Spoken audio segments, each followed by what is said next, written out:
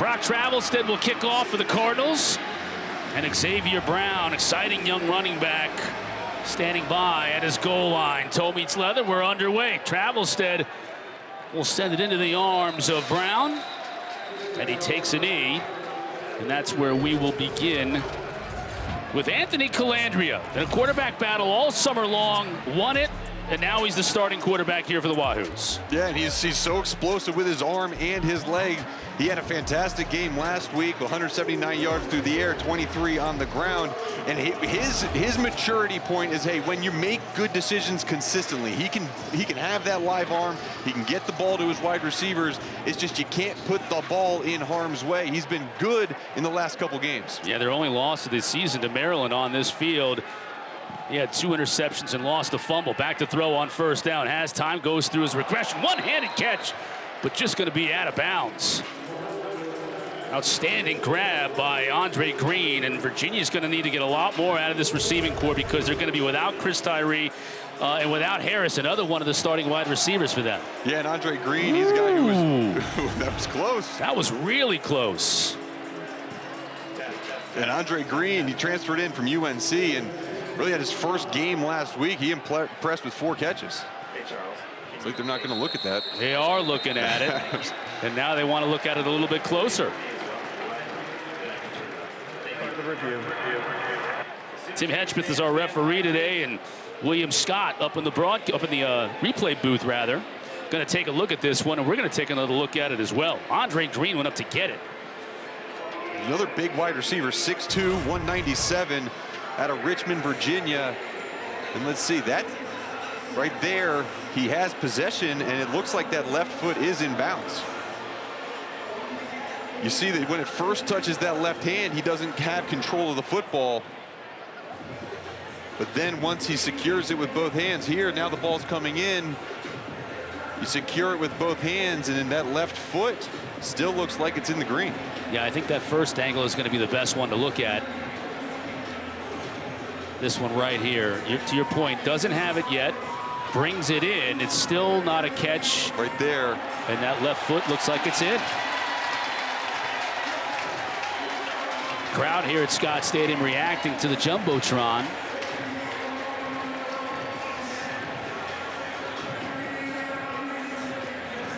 That's going to be the best look at it, and that's what our replay official, William Scott, is looking at. The ruling on the field stands. Second down. Wow. Whoa. Okay. We're starting early, baby. We'll see what's going on. It's a little bit of a head scratcher, but apparently there wasn't enough in replay official's mind to overturn it. Second down and 10. Give to Kobe Pace.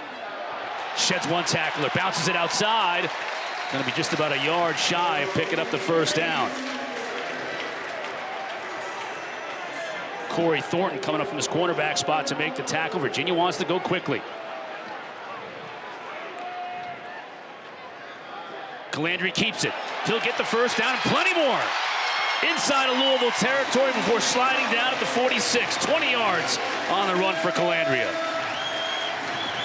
They don't want to have a lot of designed runs for Anthony Colandrea, but this is just a pure read. He reads the defensive end, pulls it, and gets a nice block on the outside. You see here, look, he's reading 41, Raymond Puryear, and just pulls it on the outside, and there's no one home as Louisville was in man-to-man coverage. Great run by Anthony Colandrea.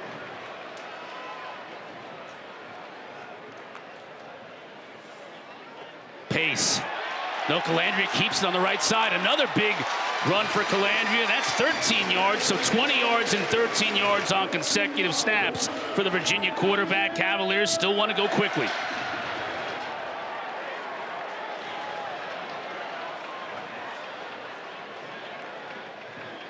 Colandrea to throw. Pressure comes up the middle. Has a tight end. Shoots one tackler. Still on his feet. Down inside the 20. That's Tyler Neville.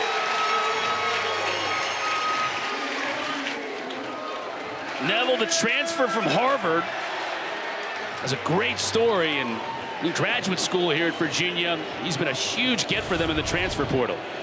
And you hit him with 2 runs on the poles, and then Louisville sends pressure Really good job of replacing the pressure with the football by Colandrea, hitting his tight end for a first down.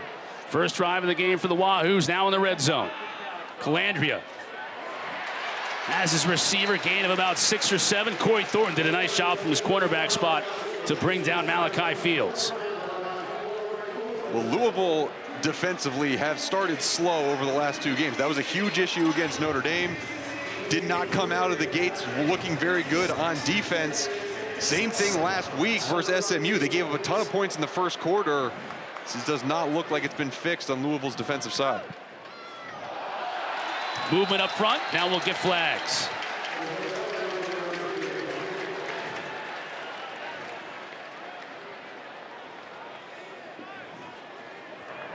Offside. Pass of the offense to the act. Defense, number 9. 5-yard penalty. Second down. Jared Dawson, big 6'2", 305, redshirt junior out of Collinsville, Tennessee. Just, a mistake defensively. The last 2 games, they've given up 35 first-quarter points. And UVA is able to drive the ball easily down the field in the opening drive. An extra 5 yards. Pace just muscling his way down near the 5-yard line. It'll be first and goal.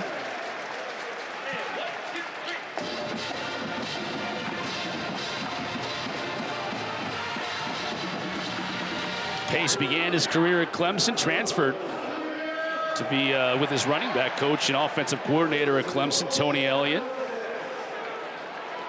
when Elliott made the move to become the head coach here at Virginia. First and goal for the Cavaliers. Colandrea to throw. Again, hits Neville. He's going to be driven back, though. Jamari McDonald leading the charge for the Cardinals. His defensive backfield for the Cardinals. A lot of transfers coming in. Jamari McDonald, one of them from Tennessee. He has 2 sacks on the season. Loves playing behind the line of scrimmage. Made a great play on that screen. We talk about Louisville not starting very fast defensively. Virginia also not a lot of success in the first quarter. Last week versus Boston College went down 14-0 early.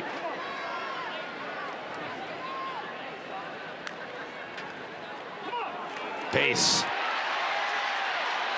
down near the goal line, just can't quite put it past. Again, McDonald on the tackle, stopped at the 2. TJ Quinn helping out, and it'll bring up third and goal. Both of these head coaches during the week, Mark, talked about finishing drives with touchdowns, not field goals. Well, this is a perfect example right here of trying to get that done. And both of them also talked about winning on short yardage plays. And this right now, you have the option of having maybe possibly 2 short yardage plays, but you want to get in the end zone here from the 2. So they bring in Grady Brosterhouse. And we'll see what they call the Grady bunch, I'm sure. Trying to muscle his way in, hadn't gotten there yet, and he isn't going to get there.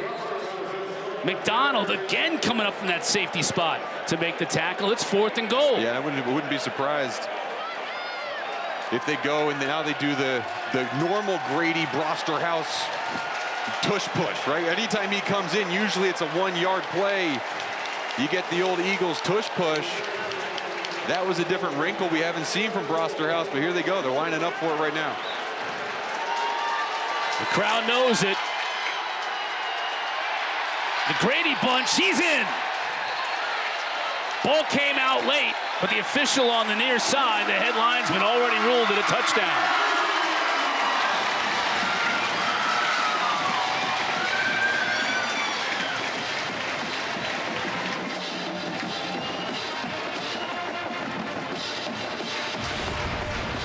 And how cool is it when you get that shot and you get all 22 players in that little rectangle on your screen? Everybody was lined up in there, and you see the ball came out late, but already had been signaled a touchdown. What an opening drive for the Cavaliers. Got big old Ugananana, 310-pound fullback. Pushing Brosterhouse in. And they're going to continue to look at it. Remember, the ball came out. I don't think it's a question of the ball coming out. I think it's a question of whether did he break the plane already before the ball came out. And I think that's what they're going to stick with, the original call.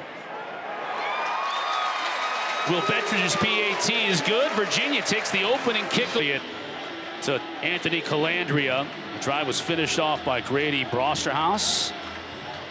And they did it exactly how they wanted to do it. You know, they just moved the ball downfield, 4 first downs on the drive. They had an explosive play with the long run by Anthony Colandrea, and then they converted on, you know, a short yardage. I mean, everything that Virginia wanted to do on the opening drive, they did on that one.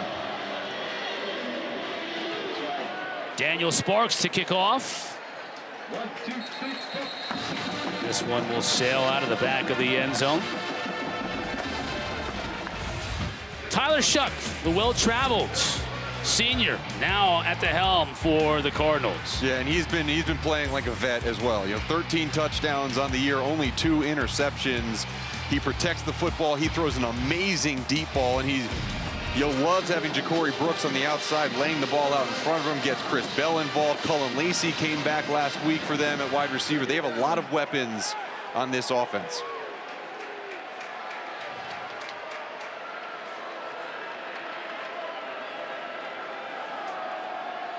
They give up the middle, give him about 3 yards.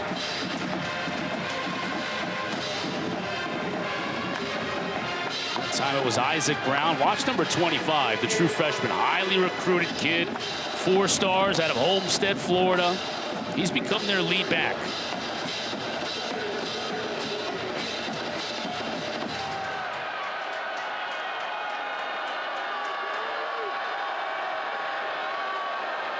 Brooks in motion to the top of your screen. Brown, look at that move. Into the open field. Stiff arms the defender. Jonas Sanker finally brought him down, but that's a 20-yard gain, and that just shows you the talent of Isaac Brown right there. Yeah, this is a pro-style offense, and the way they're going to do it, they're going to get a lot of motion, a lot of shifts and adjustments. That time the tight end came across, and the linebackers did not adjust properly. Riding Brown here early. It's about 5. And watch what I'm talking about. They're going to bring a gut blocker back across here, and these linebackers do not adjust over, and that's where the hole comes. Really good job. Just, you know, linebacker missed in the hole. Really good job by the offensive line, washing down the Cavalier defense.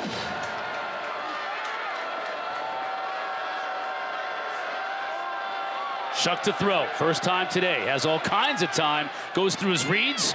That's Lacey on the far side. Pick up only a couple. Sanker again on the tackle. Sanker, who defensive coordinator John Radzinski said is the best football player on this team. Yeah, he said he's the most physically gifted athlete. He's a great leader. He's just an unbelievable player on the back end.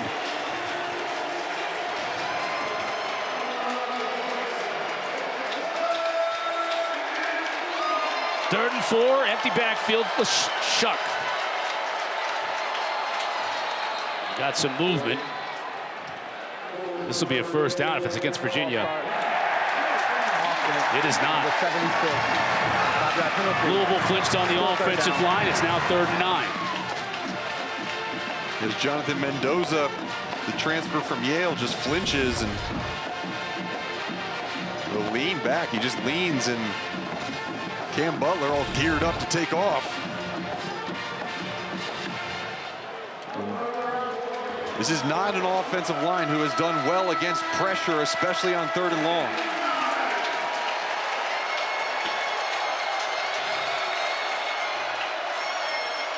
Has time, has a receiver for the first down.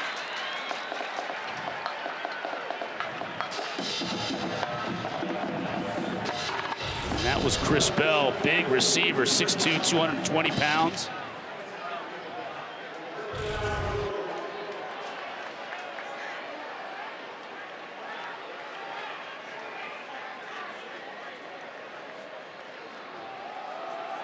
Give to Chaney. Bounces it to the outside. Finally brought down after a gain of about 7. Caleb Hardy, who's filling in for Antonio Clary today at strong safety. Clary out with an injury. There you see Cheney lost to Shough. So Isaac Brown back in for the Cards.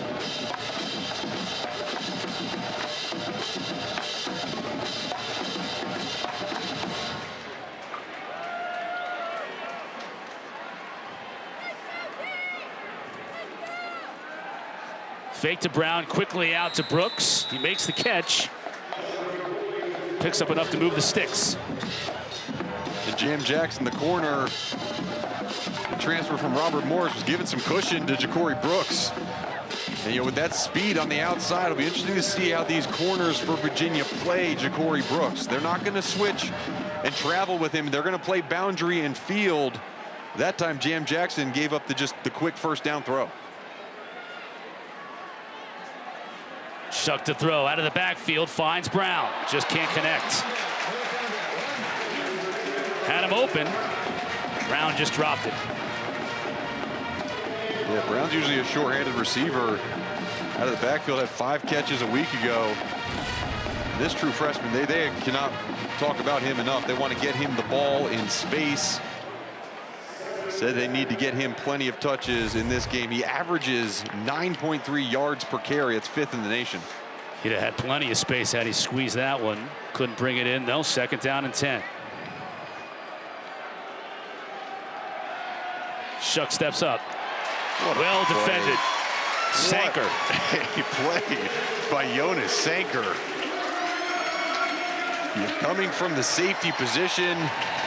He sees the route concept. He knows when the football is going to be released. Look at him. He identifies it, comes downhill, and great job of making a play on the football. If he went through the back of the receiver, it would have been a clear pass interference. But he dives over tops and makes an excellent play. Crowd on their feet here at Scott, 3rd and 10. Empty backfield for Shough. Virginia brings just 4. He has time, steps up. Now he has room to run. Sanker finally drives him out of bounds. He's near the first down marker. He's right at it. Let's see where they end up marking it. I think it's going to be a first down. It is. What a gutsy play by Tyler Shough. Well, Tyler Shough does not like running the football and taking hits. He is in his 7th year because he has had multiple season-ending injuries. They're very careful with him, but he understood the situation. 3rd and 10. Look, I got to get this. Great job, great effort by him to beat Jonas Sanker to the sideline. Replay is going to take a look at that spot. We'll take a quick timeout. Be back here in Virginia when we come back.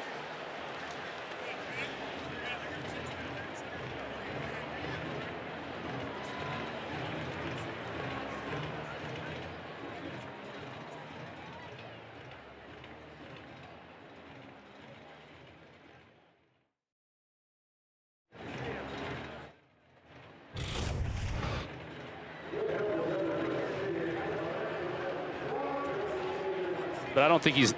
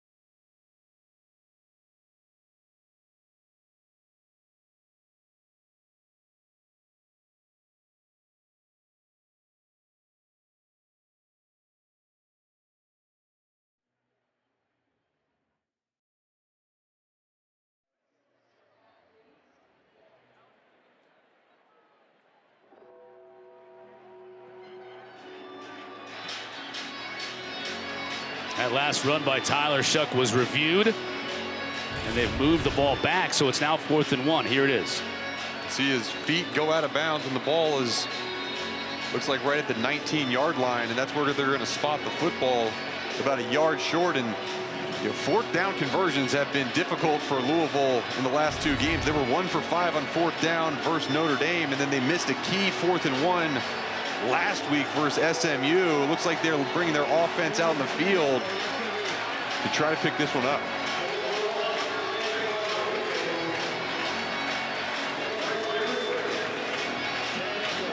You see by that spot, it is a full 1 yard that Louisville's got to make to keep this drive alive. Isaac Brown is in the backfield with a big old fullback in front of him. Shough under center. The give is to Brown. Cut down before he got to the marker. Beautiful play by Cam Robinson. What a play by Cam Robinson, the true sophomore linebacker. He diagnoses this play perfectly. Watch his anticipation and the acceleration downhill. He just goes right behind the puller and the fullback. Massive play on 4th down, and Louisville's 4th down woes continue as they opt not to take the 3 points. Big stop for Virginia. Yep. More red zone woes for Louisville. Both these teams came in unhappy with what they've done in the red zone and in short yardage situations, and so far Virginia has gotten the upper hand. This time Louisville on the upper hand on that handoff, though Pace had nowhere to go. Swallowed up by Thor Griffith. Awesome name, Thor Griffith. Correct. It's a self-fulfilling prophecy. So if you name good. your son Thor, he's going to be a bad dude like Thor Griffith. Yeah, and he also graduated from Harvard, so. Right. You could have named him Eugene and it would have been the same thing. Right, just the man. Great play there, too. Loss of 2 on the play.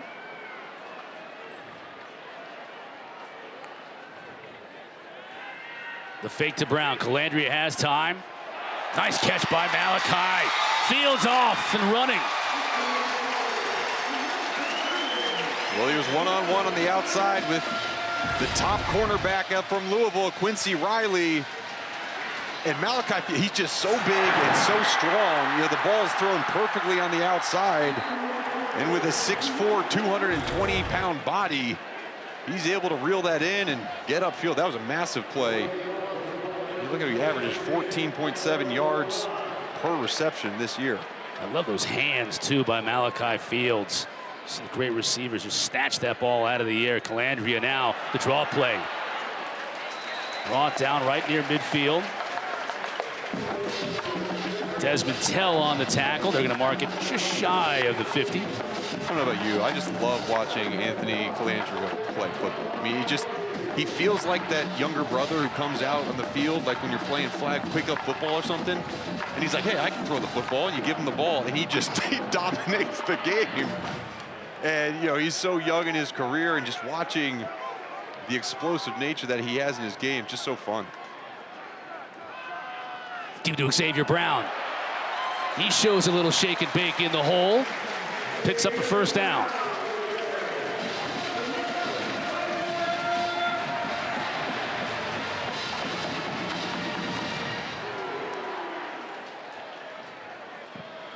Colandrea.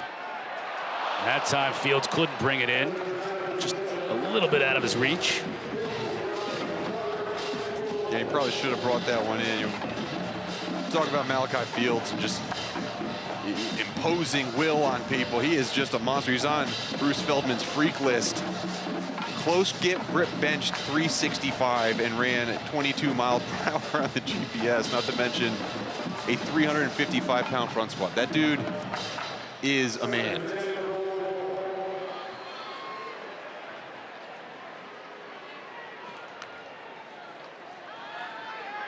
Colandrea swings it out. That play looked doomed from the start as the Cardinals were quick to track it down. Antonio Watts. Lead down Jaden Gibson.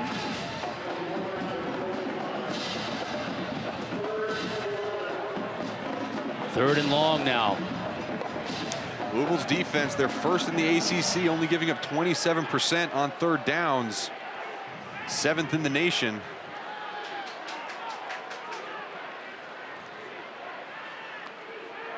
Louisville showed pressure, they back out of it. They bring just 4 and they get there anyways.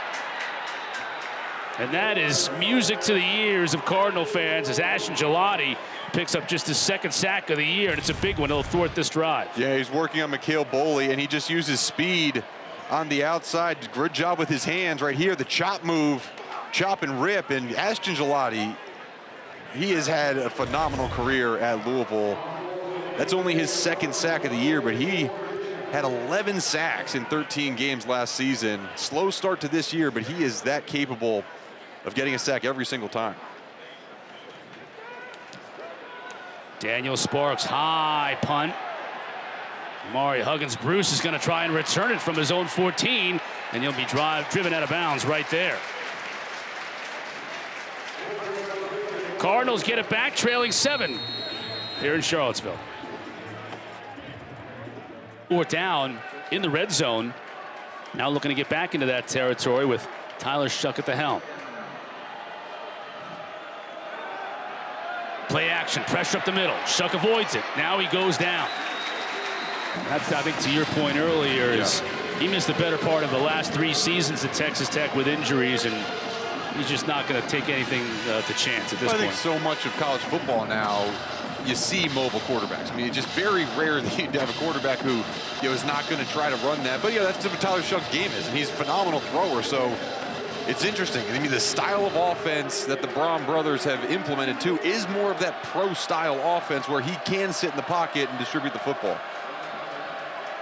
Lost 3 on the play.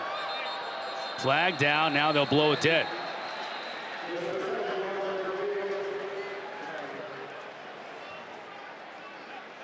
Prior to the snap, false start. Offense, number 1.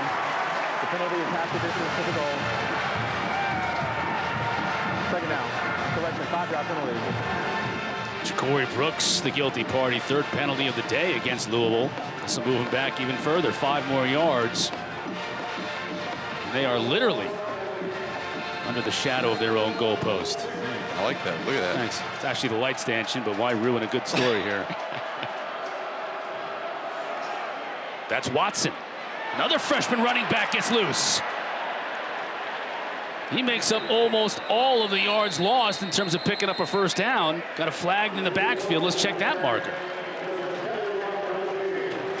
Penalty marker's trying to ruin a good story. They're ruining a good story for Duke Watson. That was a heck of a run. And they're coming back again. Personal foul. Illegal blindside block. Offense, number 0. The penalty is enforced, half the distance to the goal. Repeat 2nd down. That was Chris Bell. It'll be half the distance. And it's on. He did it against Jonas Sanker. He's coming down from the safety position. You see it on the left, right there. Oh, that could have been even worse than just the 15-yarder there. That wasn't really blindside, but it could have been targeted. Yes. Final couple of seconds here this 1st quarter. Shough moves the pocket. That's Brooks. He'll be tackled right after he catches it, and that'll be the final play of the 1st quarter.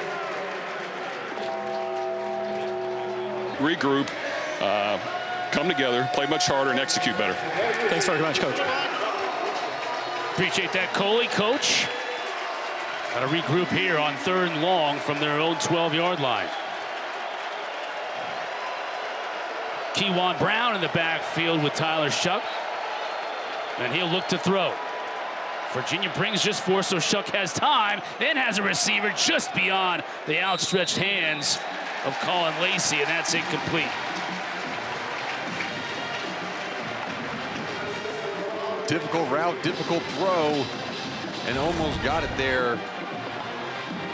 Good job by the coverage, forcing the player to the sideline, just right there. Really well thrown ball football. Just unable to come away with it. It was a good job by Caleb Hardy, who's filling in for the injured Antonio Clary today. It means Carter Schwartz in Louisville will punt it away. Ethan Davies from his own 40. Eludes the first tackler, gets it close to midfield, and that's where Virginia will take over. Coming up next, the ACC Huddle crew will be in Raleigh, bringing you highlights of the quick breakdowns. All the afternoon games, including this game in Chapel Hill that just went final. Looks like the Yellow Jackets outlasted the Tar Heels. Get you set for Syracuse at NC State tonight. Then don't forget, after that game, a full recap of the entire day in the ACC on the gridiron, including a recap of this game right now, and Virginia with the early lead. Obviously a lot of football yet to be played, but Clemson got the easy win earlier today against Wake Forest. This Virginia team heads to Death Valley next week to take on Clemson. Could be a showdown upstate. Colandrea pressed and just had to throw this one away. Tremel Logan supplying the pressure. Yeah, how about that closing speed by Tremel Logan? And Anthony Colandrea is a fast quarterback, and you see him coming off the edge, and man, he just closes down on the quarterback. Good job getting pressure. Logan, one of a number of players on this Louisville defense that transferred in the offseason. Him coming from USF. All kinds of movement. Everybody's moving. And everyone's pointing.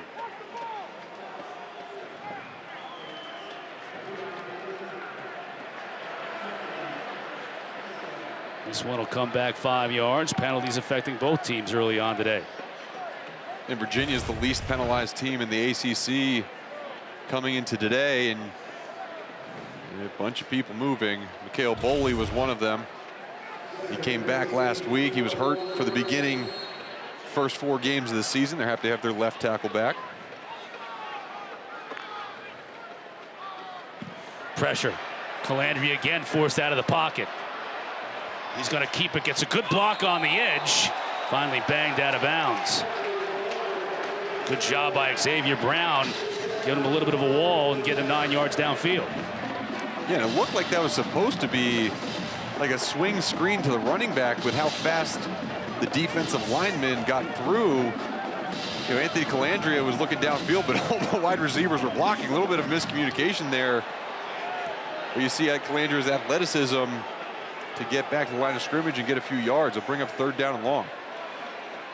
Remember, last 3rd and long, Ashton Gelati got into the backfield, got the sack on Colandrea. Here he is right here to the top of the screen. 3rd down and 6.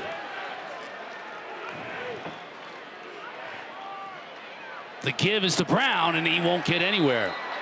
Maybe got back to the line of scrimmage, and that's it.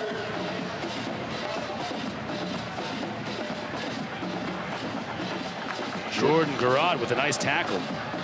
Yeah, a slow developing counterplay, and defensive line did a great job of containing that run. Kind of a back and forth game here after that opening drive by Virginia. Daniel Sparks will look to pin the Cards deep. Low kick. That had to hit somebody. That might hit a Cardinal, too. You got to pick that ball up. And a Cardinal came up to make the recovery at the 27-yard line. If that ball's kicked and hits a Cardinal, the blocker first. Smart play by Colin Lacey to fall on it. Let's see if who it hit first. It hit a bunch. I mean, it went right into the mass of humanity going downfield. Hard to see from that one whether it hit a Cavalier or a Cardinal. Either way, at that point in time, you got to fall on it.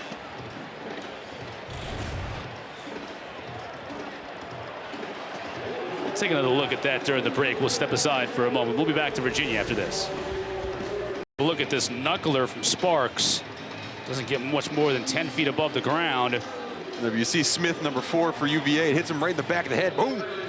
And then ricochets off of a Louisville player. So it made that scramble for the ball academic. Should have been, the ball should have been marked down right where it hit that Virginia player first. Either way, it's still a Louisville ball. They'll scrimmage 1st and 10 from the 28. Fake to Brown. Shough rolls right. Receiver wide open downfield. Lacey makes the catch, falls forward down to the 49. Throw by Tyler Shough. He's not necessarily a runner, but he throws really well on the run, moving outside the pocket and just lays it in there perfectly for Cullen Lacey. Fake to Brown again. Shough outside. Brooks picks up a quick 9. Jam Jackson on coverage. Now Louisville wants to move quickly. And you're seeing the corners again. They're going to allow Ja'Cory Brooks to catch those 5-yard pitch routes. They just do not want to get beat deep with his elite speed. Just as I say that, Louisville huddles. This would be a great spot, though, to take a shot deep. 2nd and 1 in enemy territory. Instead, going to keep it on the ground. Big run up the middle, though. Trey McDonald finally making the stop, but Isaac Brown showing that quickness through the hole and that top end speed to get 13 yards. Yeah, good block by Jamari Johnson, the tight end, sealing the edge. And James Jackson, the linebacker, overruns the play. Big pickup on 1st down. Or 2nd down, excuse me. It's 1st down now. Shough has time. Now being flushed from the pocket, tried to get it to a tailback on the edge. It just goes through the arms of Isaac Brown. Corey Thomas was going to be right there to lay the wood on him if he did bring it in. Yeah, and Shough missed one. You can see as this play develops, watch right in the middle of the screen, right in here, he has a wide open Chris Bell, just unable to see his receiver. That'd have been an easy touchdown. As it is 2nd down and 10. Brown cuts it back inside the 10, brought down at the 7. Man, he is shifty. He sure is, and great job by the offensive line. Look at the right side blocking, getting the double team up to the 2nd level, and just a missed tackle by James Jackson. We talked about how Virginia was winning these games this year, and it's limiting missed tackles. Their one loss versus Maryland, 16 missed tackles, and allowed big runs like that. 2nd time in the red zone for the Cardinals. 1st time they turned it over on downs. Brown inside, he'll score easily.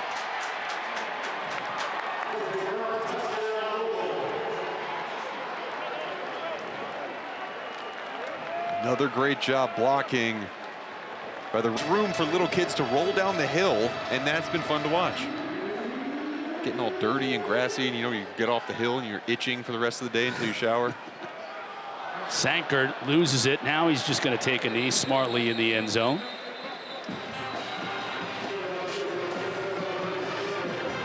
Let's see how Virginia responds.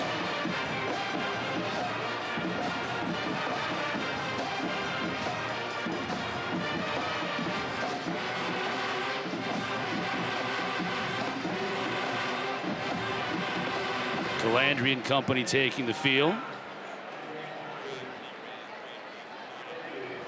Let's see what Virginia has done with the football. That first drive of the game marched right down the field. Have had limited success since.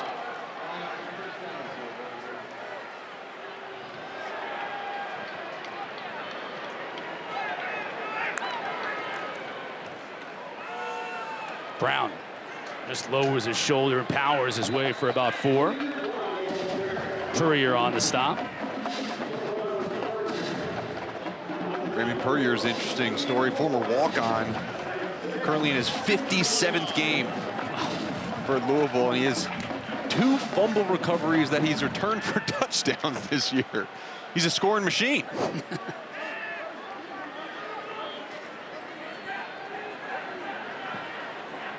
More touchdowns than Xavier Brown, the feature back for the Virginia Cavaliers, has on the season. Though Brown's getting a lot of run today, he's looking to change that. Colandrea keeps it. 1st down.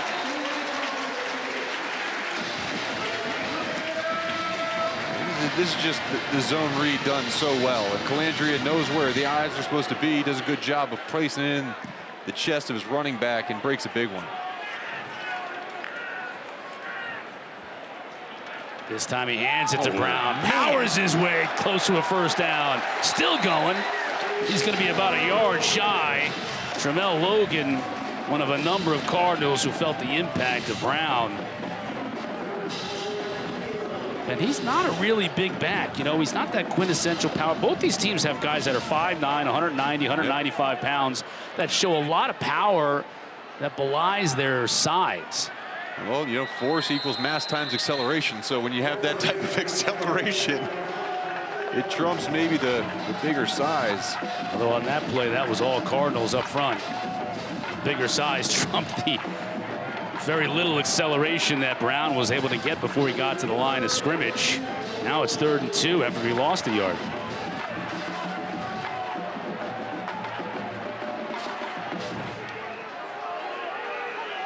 Virginia brings in Kobe Pace.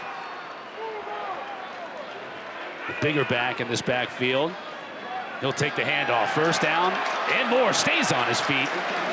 Brought down after he picked up an extra yard or two. Purrier making the stop. Seeing great blocks from these tight ends. Watching the left side of the screen, Tyler Neville, number 16.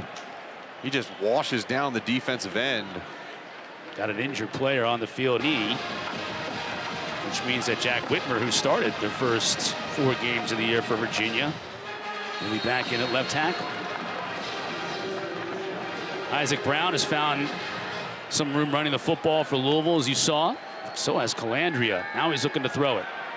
Now he's going deep off his back foot. Intercepted. No, incomplete. Initially, Quincy Riley looked like he was going to squeeze it, but it falls incomplete at the goal line. Trying to get it to Andre Green. Again, utilizing some of that speed on the outside. Well, this is one that Anthony Colandrea lets go as he's falling back with pressure in his face and into double coverage. I mean, that should have and could have been intercepted by the 5th-year senior Quincy Riley. Those are the type of plays that Tony Elliott and Des Kitchens just go to their quarterback and say, look, we can't put you out there if you're going to do that. He takes a hit at the end. His helmet comes off, so Tony Muskett is in the game right now at quarterback. But either way, they're talking to Colandrea on the sideline right now. They say, look, okay, we're going to call these deep shots, but you can't throw it into double coverage off your back foot. Jordan Gerard hammered Colandrea.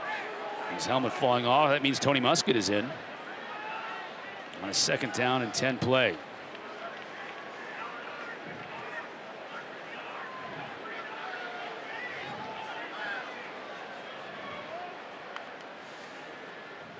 Give it to Pace. He's close to picking up another first down. He'll be about a yard shy. Benjamin Perry on the tackle for Louisville.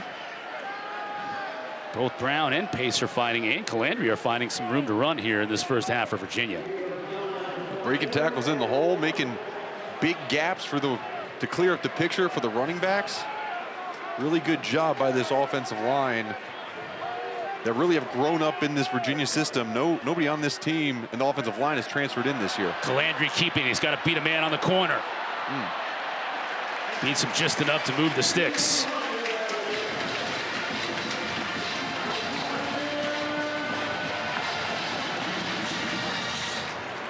Colandrea picked up about 4 on his own. First down.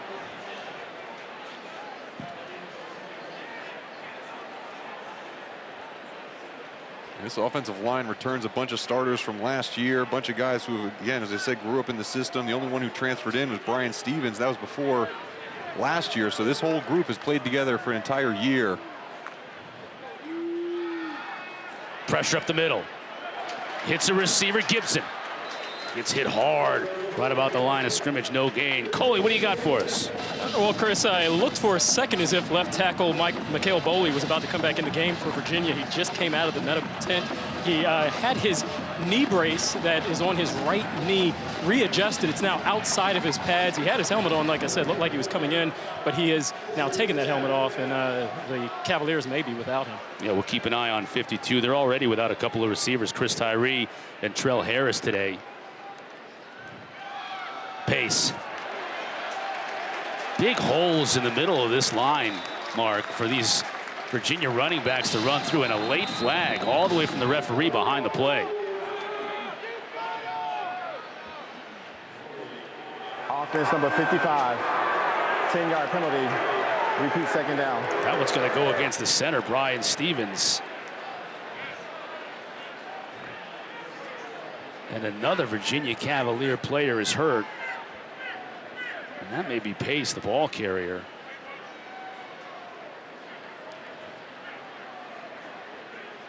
It is.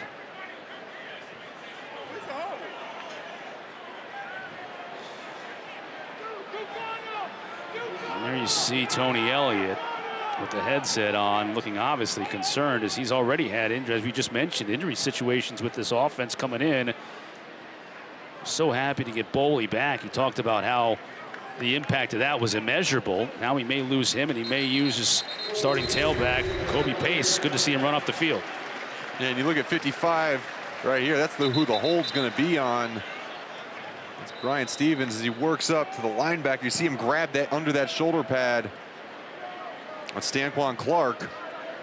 Good call by the officials, negating a big run by Kobe Pace. And see how he gets bent backwards under that pile. Yeah, even Ty Furnish got bent backwards. He's all right. Pace is the one who had to leave the field. Colandrea, pump fake. Now he hits his tight end, Neville. Taking a big shot, falls forward to pick up 7. What a play by Anthony Colandrea. Louisville comes out of their stance. They read screen. They read hi-hats by the O lineman, and watch, get their hand in the way, and then he just pumps it, gets the D lineman to jump, and still converts it for a modest gain. Now he's going to have his work cut out for him on 3rd and long. Tailback Xavier Brown is split at the bottom of your screen. Louisville brings pressure off the edge. Nice pitch and catch right at the yard to gain. It's going to be close. That was Malachi Fields on the receiving end. He's made a couple of tough catches today in traffic, and it's going to be a 1st down. Virginia moving quickly. That ball gets to the receiver as Neville had to fall back to make the catch. Officials were late to move the chains and spot the ball, but they did. Now we're going. We're off and going. 2nd down and 6. Colandrea, the magician, avoids the sack, and he's just going to have to throw this one away. Talk about fast pace. I mean, that was back-to-back plays on the 3rd and long. Great job by Malachi Fields getting open, and really well-thrown football by Colandrea. And then Colandrea, runs the line of scrimmage. Let's go. We're going to throw the football. They get that one, and now that actually was a 1st down by Malachi Fields. Right. And so it was a 1st down throw. And then that play, now that'll bring up 3rd down again. And it's the 14th play of this drive. So another long drive being orchestrated by Colandrea down the field, but they got to convert here on 3rd and 6 to keep it going. Has time again. The tight end makes the catch at the 11. And a flag laid again behind the play. McDonald was covering Neville, but Neville with outstanding hands to bring it in. Let's check the marker.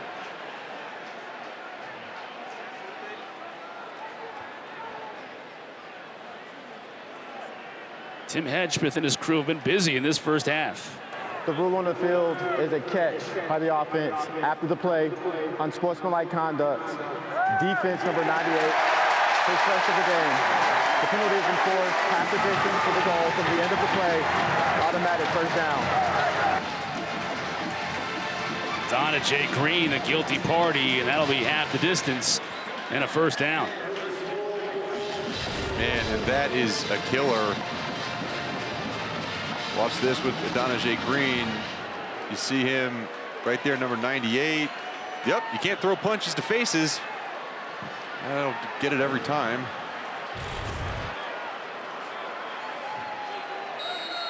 Undisciplined play by this Ron English defense. Pop pass, Nice. defended nicely by Louisville. Big loss is Stanquan Clark, the sophomore from Miami, with the TFL, 7 yards on the loss. And that was the opposite. That was a disciplined play by Stanquan Clark, getting his eyes in the right spot, making a play in the backfield. Stanquan Clark, his first year really starting for this defense. He's had a phenomenal start to this year. Sophomore out of Miami. Played sparingly last year. Really got the starting job in camp, and he's been good for this linebacking corps. They'll motion Brown out of the backfield, and Coach Elliott saw something he didn't like, wants a timeout to talk things over. First timeout of the half for the Cavaliers. Colandrea will head over to the sideline, and while they talk things over, let me remind you about next Wednesday's featured women's volleyball matchup. Got a pair of highly ranked teams when 15th ranked SMU plays number 5 Stanford, 7 o'clock Eastern, 4 o'clock Pacific, right here on the ACC network. And as always, you can check it out on the ESPN app.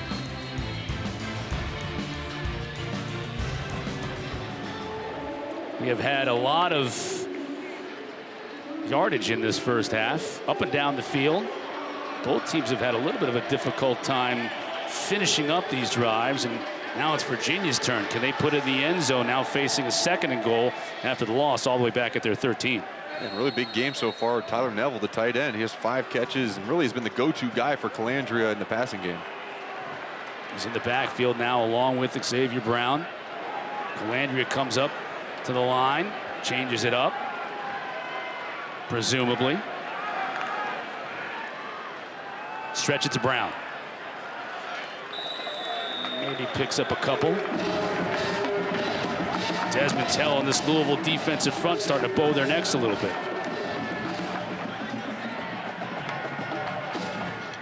This is a long 3rd down. You got to get in the end zone here, and the main coaching point has got to be do not turn the ball over or put the ball in harm's way. I mean, right now, this is going to be a very unlikely conversion. 3rd and 13, and you can settle for a field goal. You just cannot turn the ball over. Colandrea to throw. Has time. Now he steps up. He'll run it himself. Can he get there? No, he takes a big hit inside the 5 and dropped it to 4. Stanquan Clark saw that 6', 183-pound quarterback coming toward him and delivered the hit. Man, he took a shot at the end of that play. I don't know, it might be number 14. Like that was Corey Thornton, right? And they may go for it here. The offense is still on the field.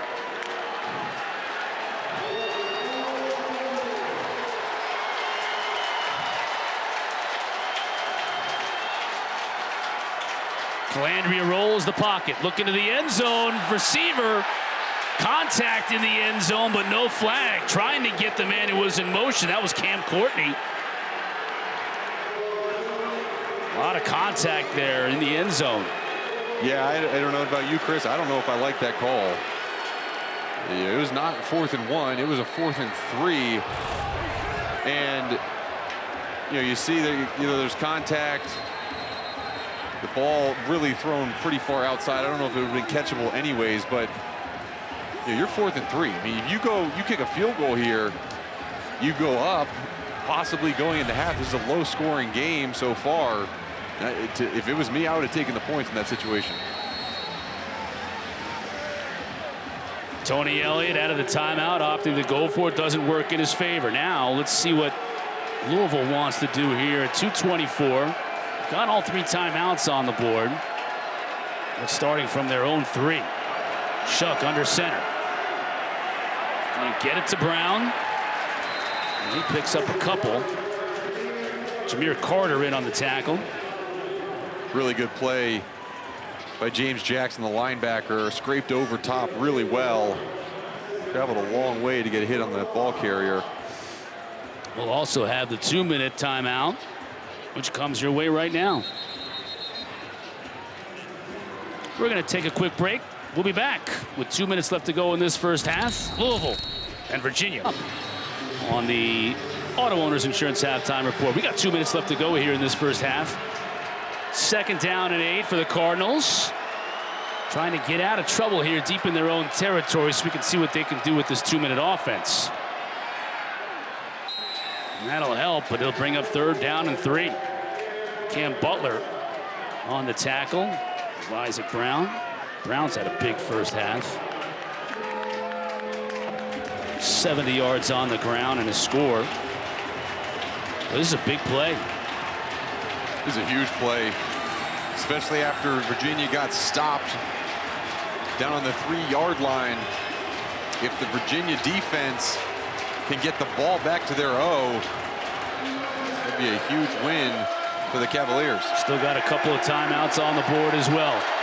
Chaney in the backfield with Shough. Shough to throw, has time, has a receiver. Brooks makes the catch.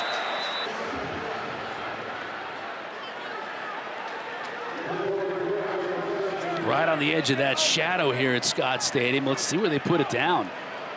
And that was an unbelievable job by the linebacker Cam Robinson in his zone drop to tackle Jamari Brooks, the star wide receiver for Louisville. He's going to be shy of the 1st down, and Virginia calls a timeout.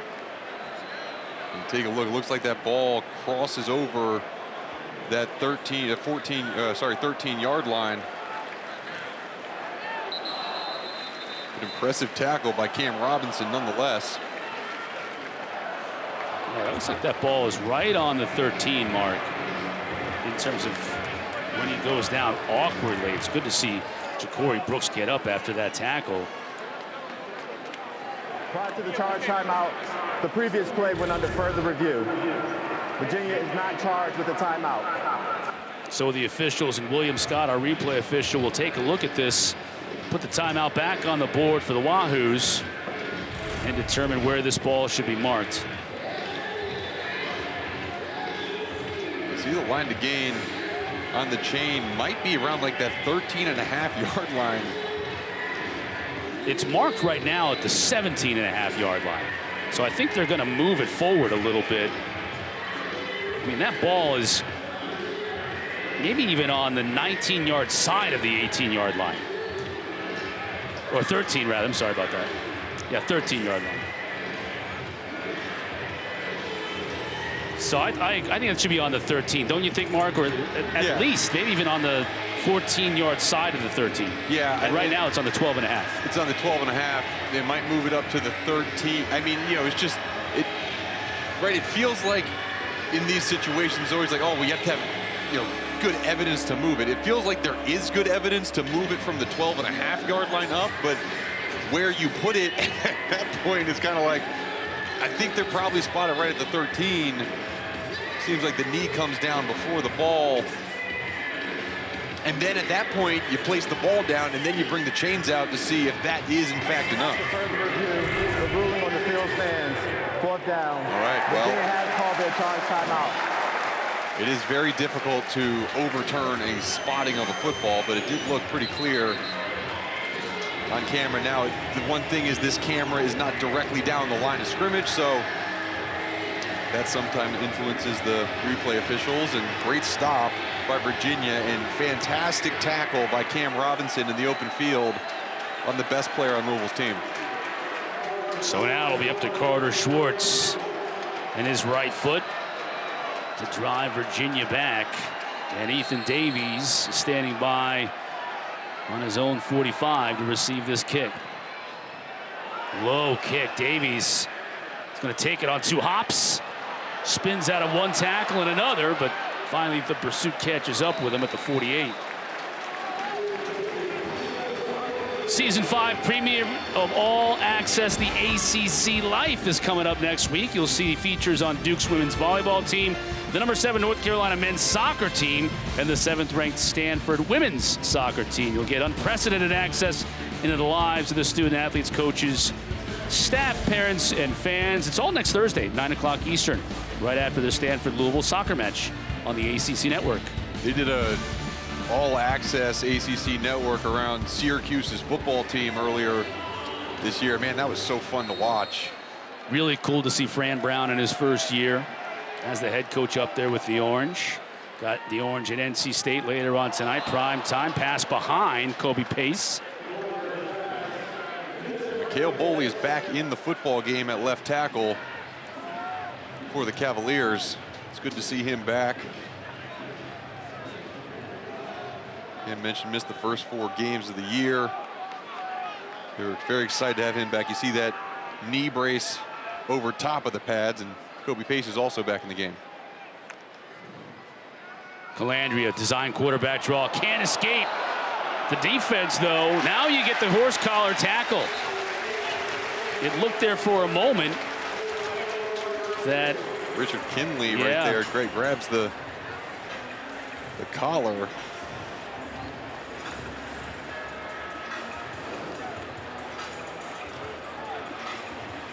And it'd be interesting if they say that he didn't seem like he dragged him straight down backwards, which is usually what they look like.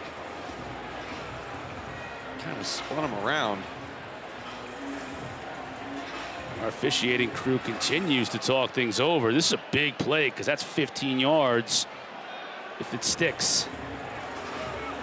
After further discussion, there is no foul for horse collar tackle. Third down. Yeah, it's because the defender didn't grab him from the back and pull him straight down. You can get your hand up around that collar, but it looked like Kinley swung him around, and he had the hand on the other side of the jersey as well. Good job with the discussion by the officials. Now the game clock rolls. Colandrea can't get anywhere on his own. And that was 3 plays right there that Virginia would like to forget about. Donna J. Green on the tackle. And now Louisville is going to smartly call a timeout. Can't take him with you. With 34 seconds, they're going to force a punt here from Virginia. Yeah, and you think back to that, opting to go for it on 4th down rather than kick the field goal. I mean, this is a low-scoring game. You could be Virginia right now up 10-7, potentially going into half.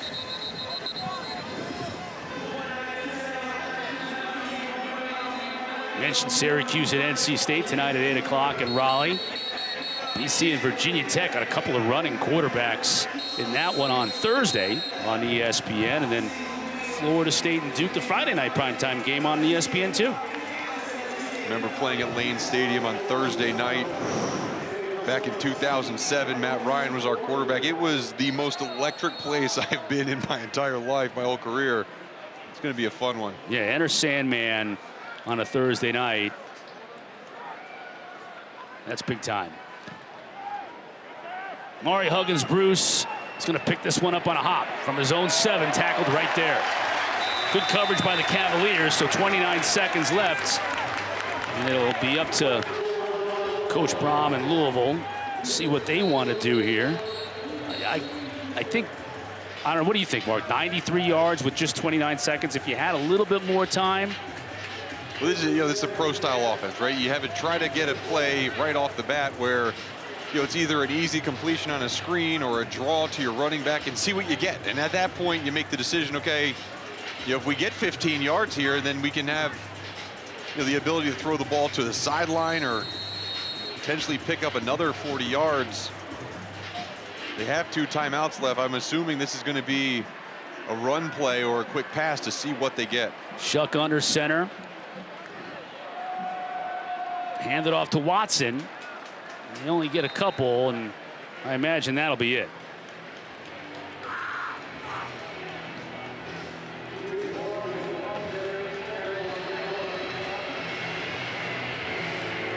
Final seconds ticking off the clock here in the first half, and Coach Brom and company will be content to let it run down to 3-0 and head to the locker room, all tied at 7 apiece.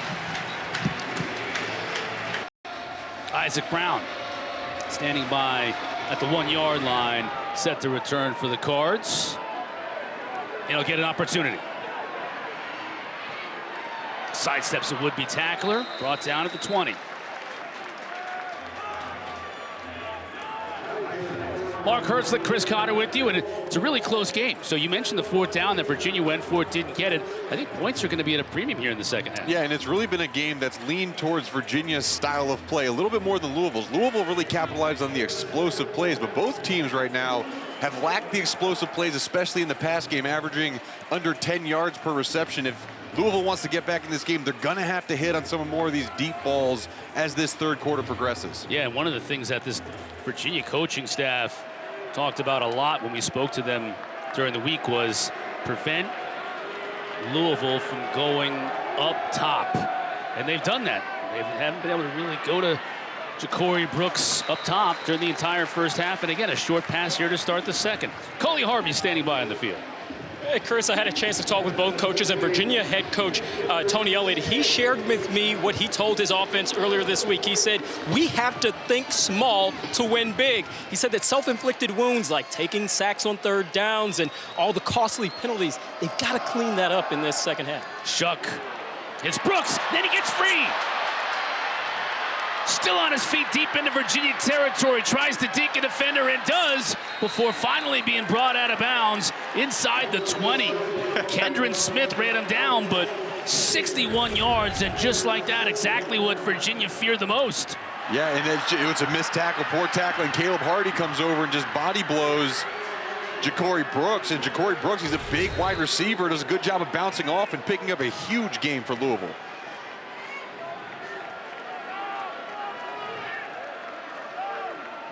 Shough gives to Brown. Stutter steps his way down to the 11. Coley, what else is going on? Yeah, also, I spoke with Louisville head coach Jeff Brom, and he actually said what Mark just mentioned, the explosive plays. We're missing that in the first half. We've got to come out and get a few of those, and certainly we saw that right here to start the second half, guys. Yeah, they got one already. Now they're in the red zone again.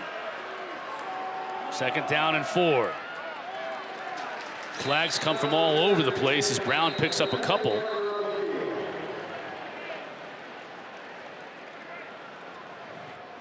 Holding. Offense, number 50. 10-yard penalty. Repeat 2nd down. Peter Nigra, the guilty party, the center rather, and penalties killed Louisville in the first half, and they're doing it again here to start the second. You see Nigra here at the point of attack, just gets his hands inside the shoulder pads, working on Jameer Carter.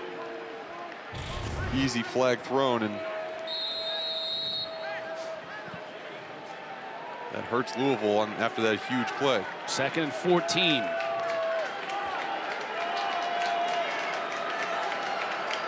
I mean, look at the cushion they're giving for Jamari Brooks. Shough rolls out that way.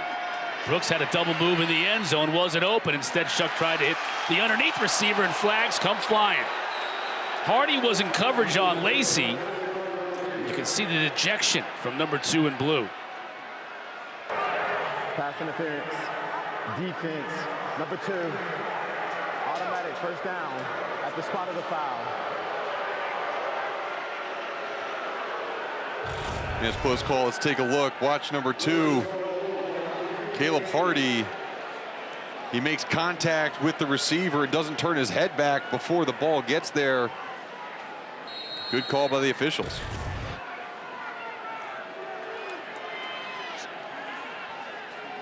First down for the Cardinals. Now another flag. Prior to the snap, false start. Offense, number 0. 5-yard penalty. Still 1st down. Our referee, Tim Hedgepeth, is going to need a lozenge here in a minute. Been a lot of these pre-snap penalties for Louisville. 3rd false start already. Now Coach Brom puts Duke Watson in. Another one of the true freshman running backs. Watson went to Mary Persons in Forsyth, Georgia.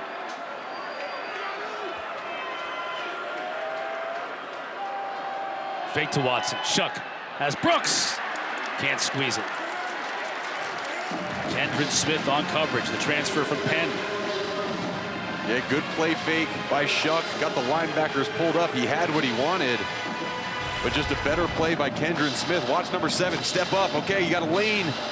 Jonas Sanker just puts it a little bit behind his wide receiver. If he leads that out in front of Jamari Brooks, he might have a chance of pulling that one in.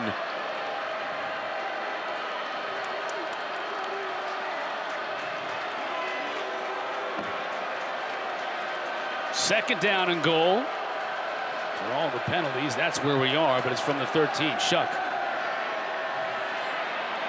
rolls. Still looking to the end zone, to the corner. Brooks just beyond his reach.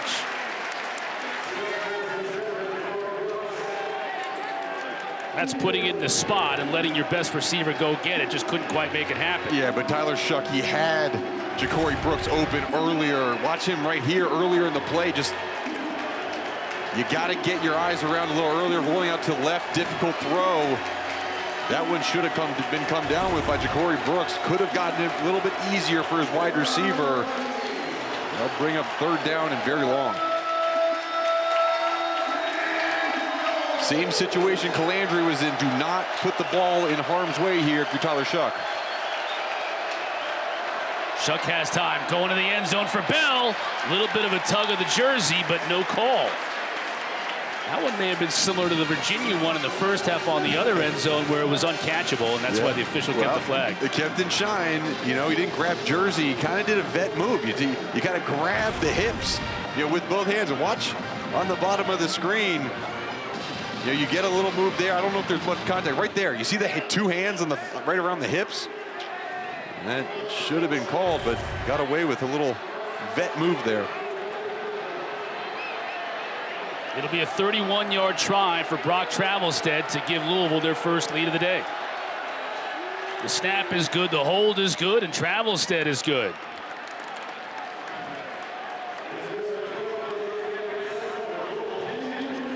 Louisville has lived on explosive plays all year long. They finally got one this afternoon, and it was Jamari Brooks breaking a tackle, going 61 yards to set up the Cards for the go-ahead field goal. They're up 3. But just didn't come away with any points. Sanker's going to take this one out. And he's going to pay the price for doing it. Doesn't even get to the 15. Look at the drive summary for Virginia. We mentioned out in the opening kickoff, right down the field to score, but since then, they had the downs. That was the long drive you're talking about there. Yeah, that one there, right? You kick a field goal instead of going for it on 4th and 3, and huge momentum shift. I mean, everything changes. You're up in the score, a different philosophy going into halftime. And then Louisville comes down and has that big play. Great job by your defense to hold them to 3 points. But this could be a tied game right now. Noah Vaughn starts his second half at tailback for Virginia. He goes out in the pattern. Colandrea looking to pass. Instead, he tucks it and is dropped for a loss by Purrier. Raymond Purrier working on Mikhail Boley, the left tackle, and just bull rushes him back. Gets to Colandrea for another sack. That's 3 on the day. You correct me if I'm wrong, Mark. I get the feeling that this Louisville front 4 is starting to pin their ears back a little bit and come after Colandrea, but then he'll do something like this to you and pick up the first down. That's when this Virginia Cavalier offense is at its best, when it's not just drop back pass type situations. You get Colandrea a little option. This is a pure zone read. There's no passing routes on that. It's not an RPO type offense. That's difficult for these linebackers to adjust to. Big first down for Virginia to start this drive and get him out of a little bit of trouble. Colandrea over the middle. Nice job defensively. He was trying to get it to Fields, and it was knocked away by Corey Thornton.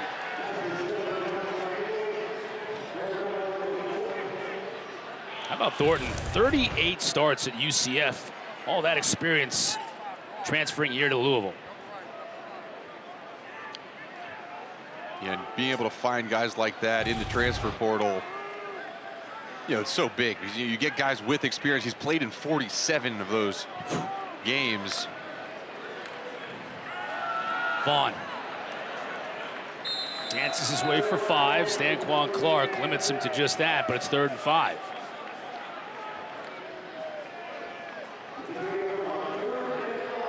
Xavier Brown back in for the Cavs.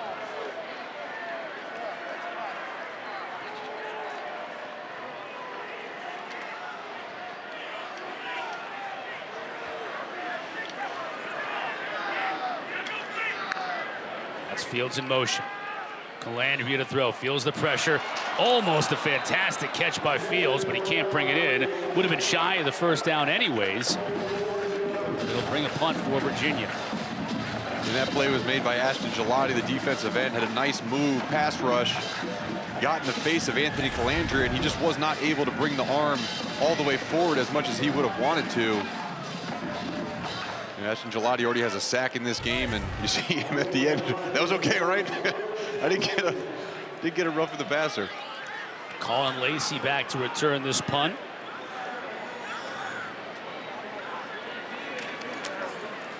Sparks will give it a ride. It's low, bounces off a player, and Sparks tries to pick it up. Louisville will have possession at the 14-yard line. That's twice today that Sparks has punted a ball right into the back of a defender. He's hurt.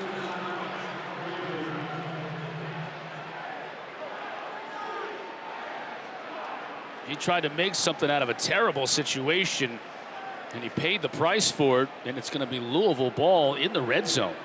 Yeah, it's a tough play for him. I mean, it was his fault they were in a terrible situation. He just tips off of the inside of his foot. I mean, just, a poor kick, and then he tries to go make a play on it. Looks like he hurts his shoulder. We'll step aside. Louisville back in business when we come back. Deflected off of his own player. That was eventually Louisville's ball right about that spot. And then this just moments ago, again off the back of his own player, a lineman. Charlie Patterson's looking around like, what was that? No, but that, punting is currently a liability for Virginia, and that's a huge issue. If you're playing this low-scoring game and it's a field position battle, I mean, you punted the football and you gave Louisville the football at the 14-yard line. And Shough and Isaac Brown are right back at it. Brown inside the 10, he'll score.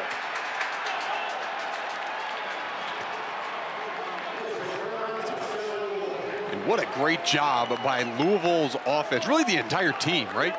You get the stop in defense, field goal block, you don't really block the field goal, but you come up with a terrible punt, and then you convert it right into a big play run for a touchdown. I mean, you talk about momentum shifts, and it really started on that fourth down when Virginia went for it on fourth down in that second quarter. I keep going back to that moment, but that really started the momentum swing in Louisville's favor, and they've kept that train rolling. And Travelstead keeps it rolling for one more. Louisville increases their lead to 10. Taking a look at the score. Yeah, an outside play, you get the bunch. Really good blocking on the outside by the wide receivers. And I think the best part about it was they didn't hold, right? They got into positions where it could have possibly been a hold. On the outside, they get their hands off when they need to.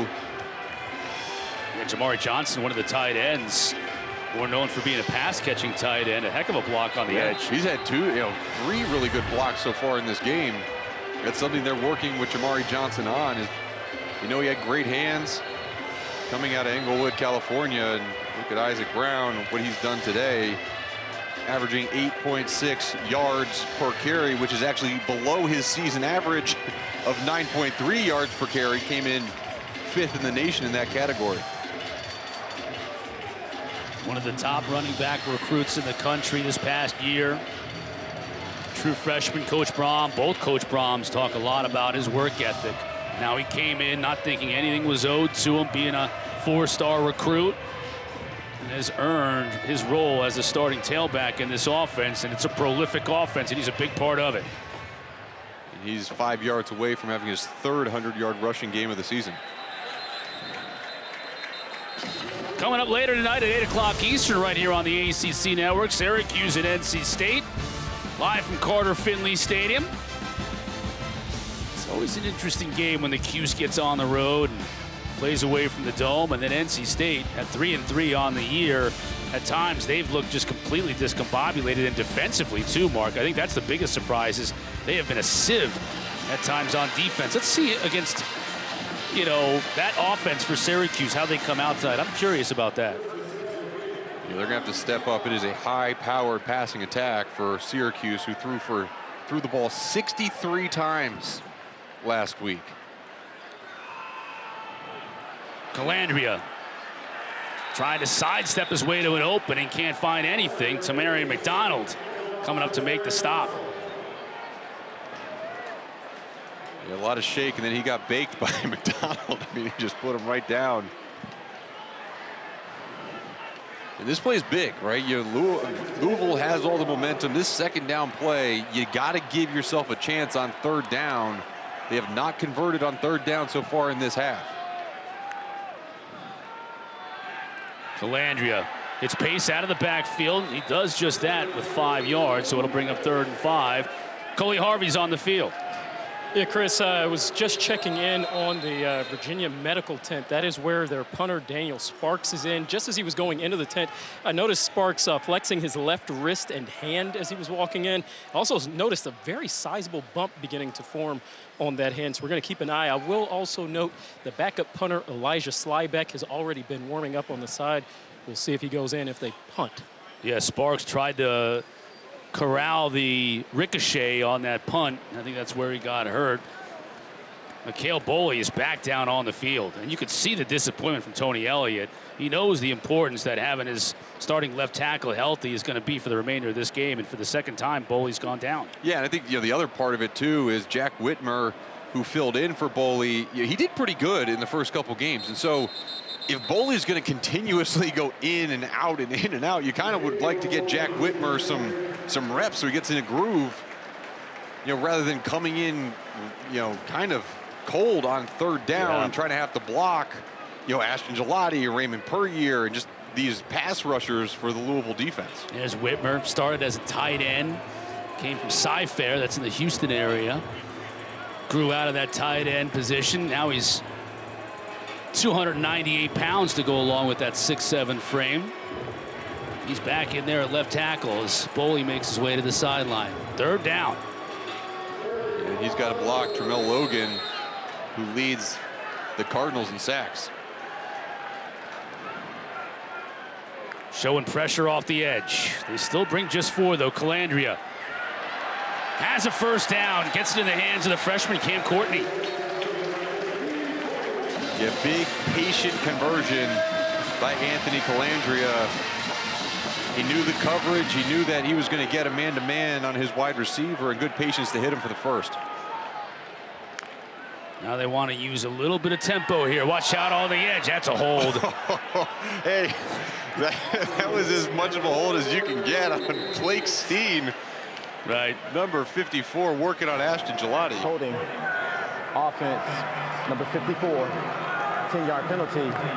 Repeat 1st down. Well, at least you could say he didn't let his quarterback get killed. Didn't let his quarterback get killed. You also would have lost yards. See on the left side of your screen, Ashton Gelati, really good push-pull move, and that's I've never seen anything like that. I've never seen a more obvious hold, and he didn't even care. No, but to this point, right, you got your quarterback killed, you'd lose it down, you'd lose yardage. Maybe it was the best thing he could have done in that situation. It's 1st and 20 after the 10 yards are marched off. Colandrea rolls the pocket just a little bit to his left.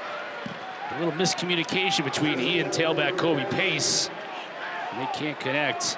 Ashton Gelati's really getting a good push on that left side right now. Well, on every play. And I think he's in the head of Blake Steen. You beat him so bad, he has to tug of war, pull you to stay away from the quarterback, and then you bull rush them, and it's every single play they're having to get an extra O lineman or a running back over to chip. Now at an empty set, it's going to be all on Blake Steen to control Gelati. Colandrea, it's the tight end. It's going to be a short pickup of about 5 as Tyler Neville makes another catch. This is 3rd and long.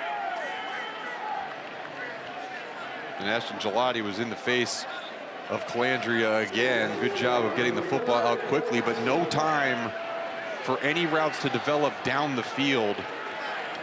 If I'm Virginia, I'm keeping a running back or tight end in to block and running a 3-man route down the field.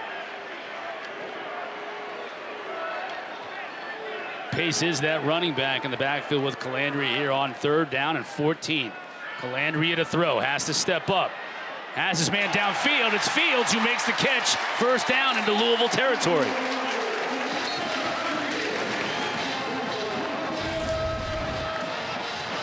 Well, it was a good job, and you see Kobe Pace leak out to the flat, and that influences the corner. Quincy Riley comes down and plays just underneath of the deep route by Malachi Fields, and good job by Colandrea moving his feet and creating an easy throw for him to the sideline. Well, maybe that gets the Wahoos going. Colandrea looking to throw again. He'll step up and run again. And a lot of room. Slides down. They'll mark him at about the 38. Good pickup of 7 yards on first down. And he wants to go quickly. Had to wait for his tight end to get back into the formation. Louisville looking for a little bit of pressure. Colandrea hits Fields. Inside the 20. It took MJ Griffin to prevent a touchdown, but Virginia's cooking with gas down. It looked like Tayon Holloway, the transfer from UNC, who missed that first tackle. But again, you see the strength of Malachi Fields being able to break the tackle easily on the outside. Yeah, that should be a tackle. Malachi Fields so big and strong, he breaks away, picks up a big gain. Colandrea's 5 of 6 for 64 yards on this drive. There you see Fields' numbers. Back in the red zone are the Cavaliers. Oh, beautiful play by this Louisville defense. Pace drop for a loss. It's Jared Dawson. I mean, Jared Dawson does a phenomenal job of his get off on the football. You see him right here. He just does a great job with the inside move, getting his shoulder down and ripping through the tackle. I mean, that is a big man play in the backfield.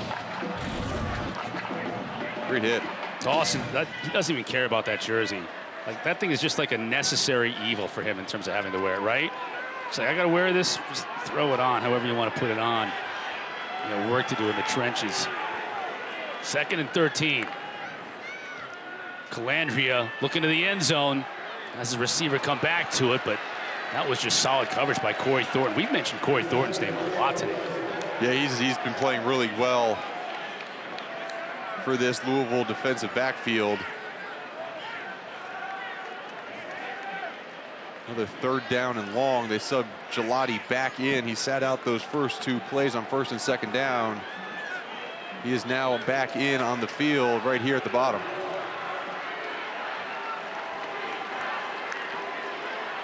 Colandrea looking to throw pressure up the middle. Pace, can he do it on his own? He's got a blocker in front of him, but he won't get anywhere close to that first down.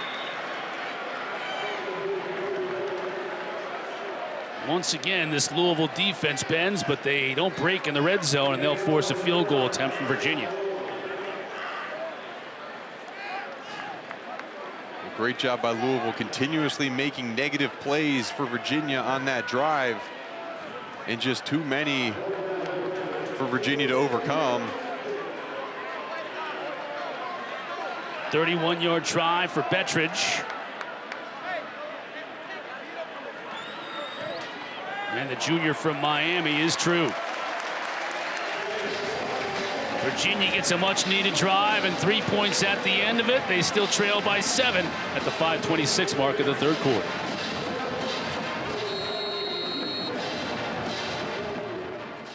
Where they are in terms of 4 wins, because that usually does not lead to success. And you know, they're sticking in this game, and you know, luckily their defense has been playing well for the most part, keeping Louisville not so high on the scoreboard.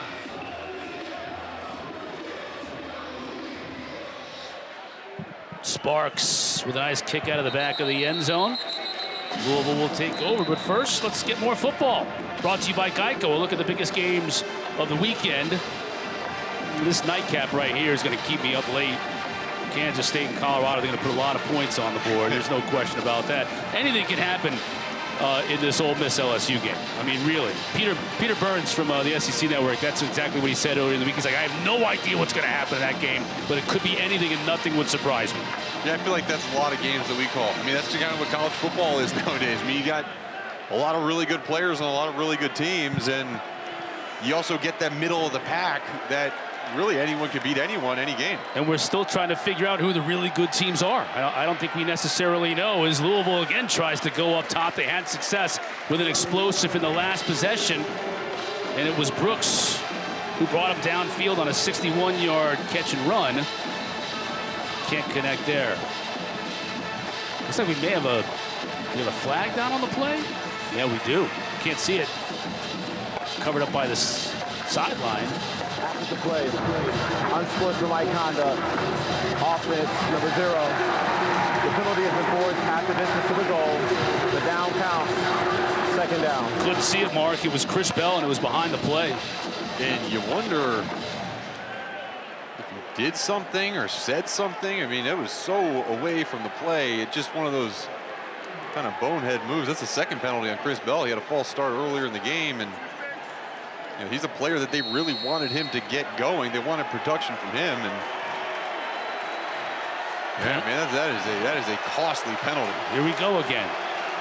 Penalties are killing Louisville in this game, and now they're back to 2nd and 23 because it was a dead ball, so it's tacked on after the play. Shough to throw and got hammered. That was Amari Huggins Bruce, and Jonas Sanker was right there to meet him. Jonas Sanker and James Jackson, they both got a shoulder on them. When you talk about vice tackling, check this out, young players out there. Boom! Great play by 2 leaders of this defense. And that'll bring up 3rd and a mile.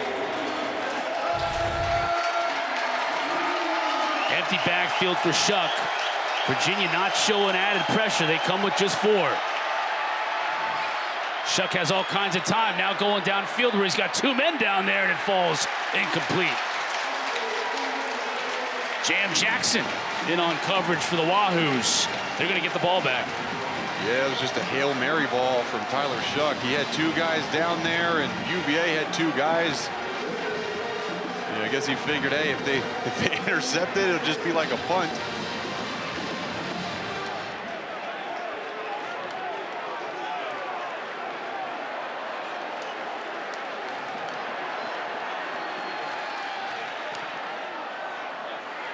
High kick. Davies is going to call for a fair catch at his own 39, and that's where Virginia will take over. Help people affected by Hurricanes Milton and Helene. Donate at redcross.org/ESPN to help the Red Cross respond and help so many in Florida, and particularly Western North Carolina, Eastern Tennessee, parts of North Georgia, recover from these 2 terrible hurricanes. We have a beautiful day here today. It's about as nice as we've had in months. Beautiful fall day. It's finally here. Virginia fans hope it ends even more beautiful than it is right now, but they still have some work to do. Colandrea. Let's check back in with Coley down in the field. What's going on, Coley? Guys, after during that last drive at State, Virginia left tackle Mikhail Boley, you saw him leave the field during that Cavaliers drive. He went into the medical tent for evaluation, and when he came out, he had an ice pack on his right knee. Fields into Louisville territory. Appreciate that, Coley. Could be Jack Whitmer for the remainder of the game at left tackle for Virginia. Fields starting to get a little bit more involved here in the 2nd half, Mark. And it's no coincidence that Virginia's moving the ball a little bit. Colandrea trying to go downfield, just throws it away as he had Courtney in the pattern. Yeah, you mentioned Malachi Fields, 6 receptions, just hit the 100-yard mark for this game. That's his 2nd 100-yard receiving game. Sorry, 3rd 100-yard receiving game of the season. Had a monster game with 148 versus Wake Forest.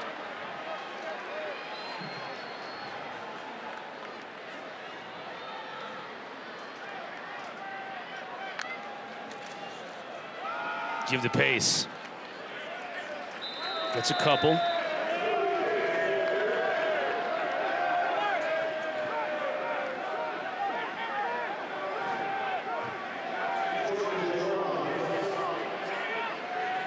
Virginia 6 of 14 on third down so far today.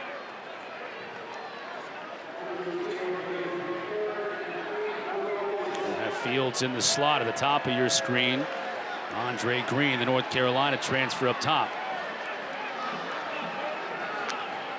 Colandrea to throw. He's looking that way. Fields down at the 31. He is so big. And when he gets a defender behind him on his back, he just kind of posts him up. Good job creating separation. Big reception.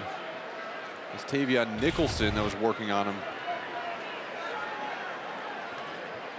It's really been a battle of two top receivers in this game, and Malachi Fields so far has topped Ja'Cory Brooks on the stat sheet.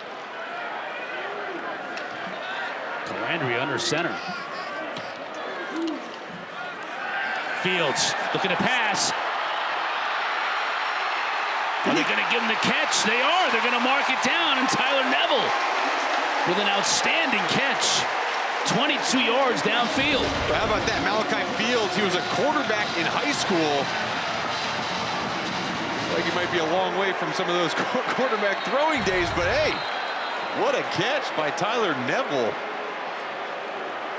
Virginia wanted to go quickly, but the play was blown as the replay is going to take a look at it. Yeah, and we talked about Tyler Neville and kind of his story. I mean, this kid, he was born without hearing.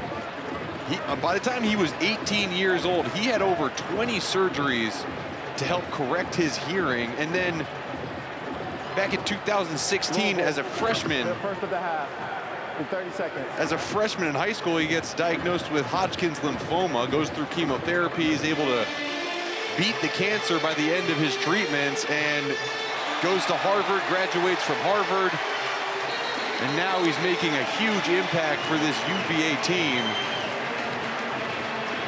And you see him there with, his port being flushed, and I know exactly what that feels like, and even looking at that picture for Tyler Neville, it just kind of brings back those scary moments of chemotherapy as I went through my own cancer treatment. So watching him come back and playing at this level is nothing short of a miracle. See his big day. That play stands as originally called. First and goal for Virginia. Colandrea looking to the end zone. That one just too high for Neville to bring down. Once again here in the red zone, Mark.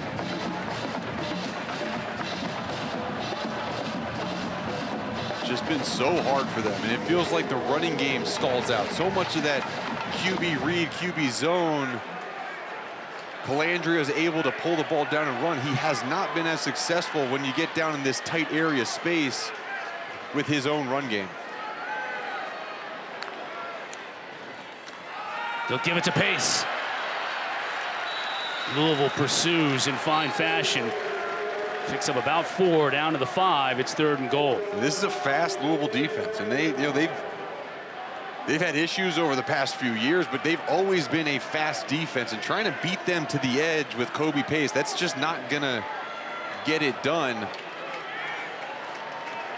brings up 3rd and long, and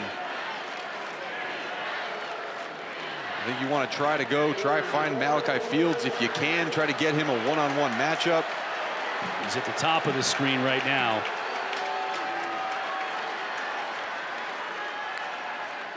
Colandrea looking that way. The pump fake. Now tries to go back shoulder, incomplete. And Colandrea, you knew he was going to throw to Malachi Fields the whole time, and a little bit low, almost connected on that one. Good coverage on the outside, but another trip down in the red zone that was thwarted. You see this really good job on the outside. Got a little way with a little bit of a pull by Corey Thornton. Now Bettridge back in, 23 yards this time. And he puts it through. Virginia has to settle for 3, but back-to-back drives yielding points, and they inch ever so closer to Louisville. See the frustration on Colandrea's face. You know, he knew he had the matchup they wanted. They got the one-on-one. Physical play by the big corner, Corey Thornton.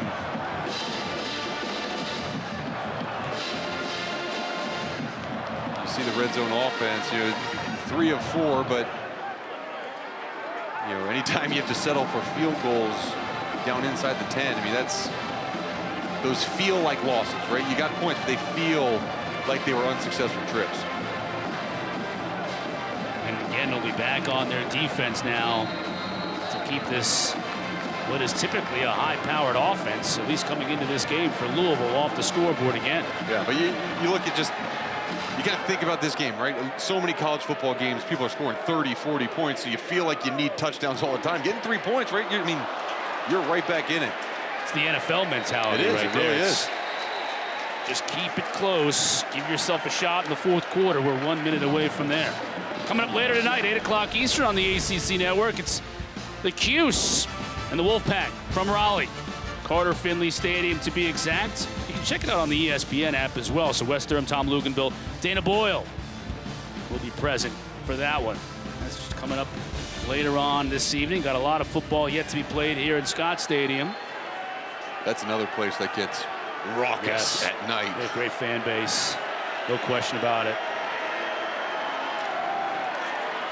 Cardinals, Brown.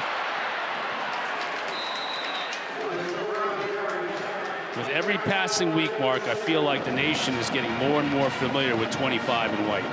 It's kind of like, remember when Jamari Jordan, number 25 for Louisville, started getting going, and you're like, man, he's a little bit small, but then he just burst through the line of scrimmage with the wiggle. You saw that there from Isaac Brown. He is a good freshman, true freshman running back for them. Shough to throw, gets it out to Brown. That's going to be technically a run, but look at Brown. Speed on the outside, delivers the hit. Doesn't take the hit. 195 pounds. He delivers it to Kempton Shine.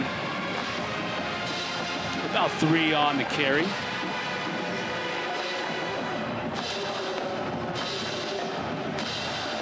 And that's going to be the final play of this 3rd quarter.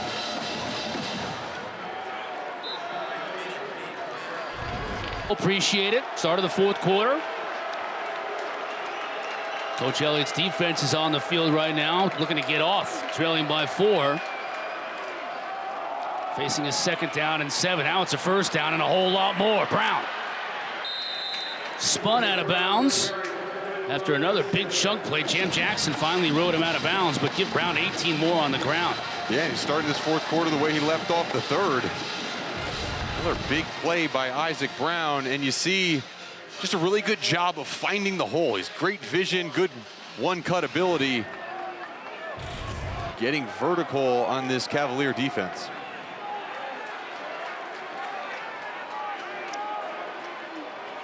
Duke Watson, another freshman, spelling Brown in the backfield for the Cardinals. Shough pitches it to Watson. He's got blockers in front of him. That hole closed down quickly. Watson picked up a yard.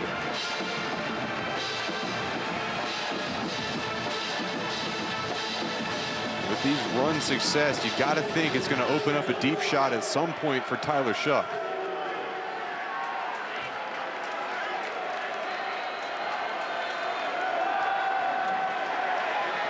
Shough with the pump. He's got a tight end wide open down the field. That's Redmond. Kempton Shine finally was able to bring him down, but Mark Redmond, the transfer from San Diego State, showing what he can do with the ball in his hands. Big pickup. Yeah, just an inside wheel route from him. You see him kind of fake the block and then sneak out down the numbers. Good play design again, coming off of the run success with a play action pass. Louisville right back in the red zone. Watson lowers his shoulder inside the 15, down to the 13, 5 yards on 1st down. Virginia reeling a little bit here on defense.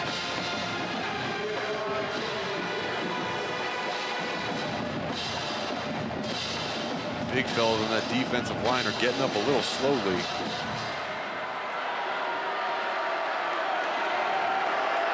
Brown checking back in.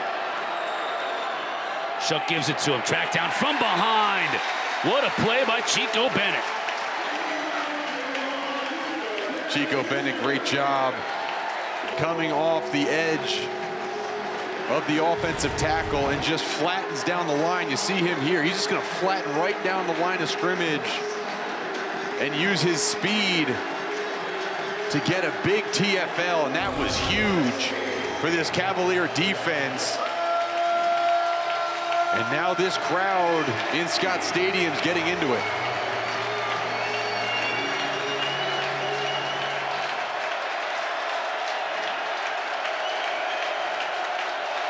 Kewan Brown in the backfield. Pressure comes. Down goes Shough.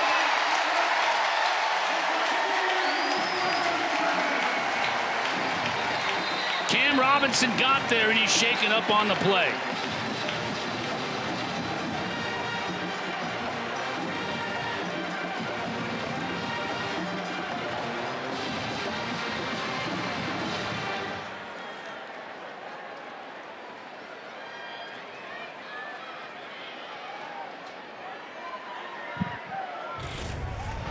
And they run a little twist game in here, and it really leaves a clear opening off the edge for Cam Robinson, just untouched on his way to the quarterback.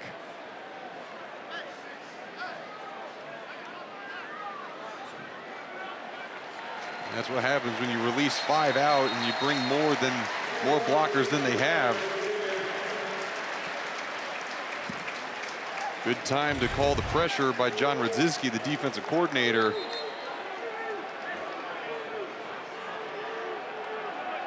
Cam Robinson looks like he's walking off all right. 40-yard kick for Brock Travelstead. Brady Hodges will hold. Gets it down, Travelstead. Missed it. Pushed it wide right. The lead remains 4 for the Cards.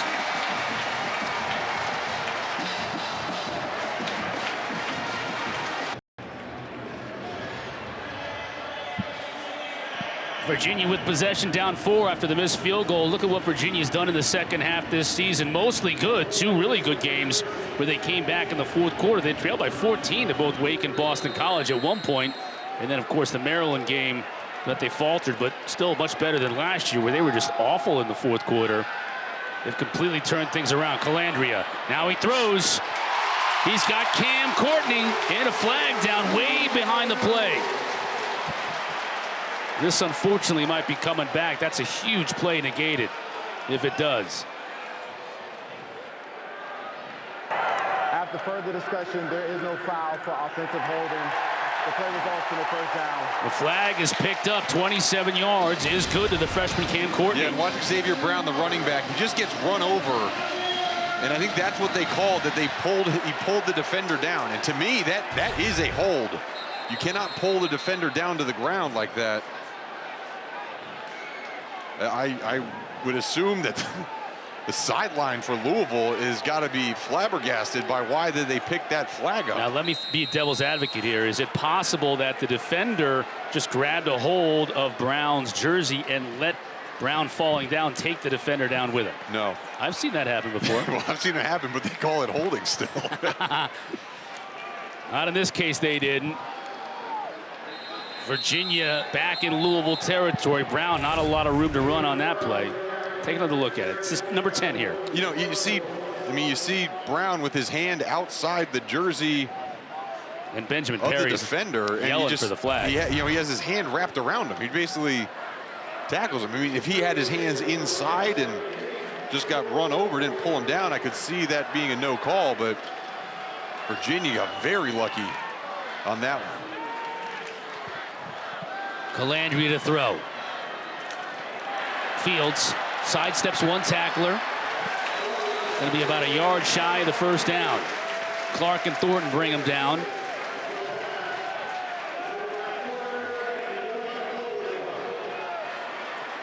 Virginia wants to go quickly on 3rd and 1. They show pressure off the edge. Now we're going to get another costly flag. False start. Offense, number 54. 5-yard penalty. It's still third down. Blake Steen, the guilty party. That's a huge penalty on Blake Steen, and you talked about it, the lack of success that Virginia had last year in the fourth quarter, and this year outscoring opponents by 18 points in the fourth quarter. Much improved. They're finishing games the correct way, but having penalties in the fourth is very uncharacteristic for Virginia this year. Especially on third down. It's now 3rd and 6. Pressure. Colandrea has a man wide open. It's Brown. Still on his feet. Can Fields get him a block? He does, and Brown scores.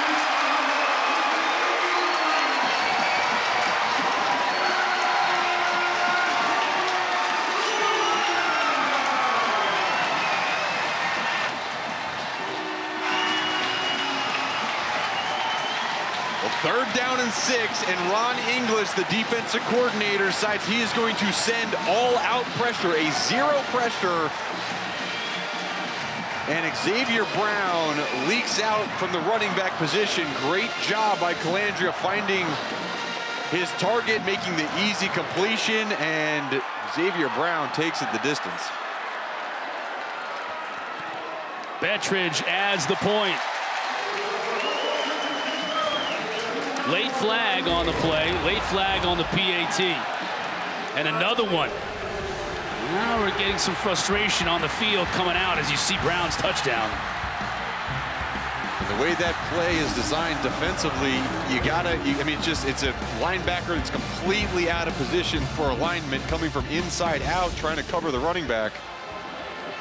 And just, unable to work through the traffic. Just a simple mesh route. But against man-to-man coverage, you got to be able to pass off the receivers. The officials now working out. This was a post-PAT infraction or infractions.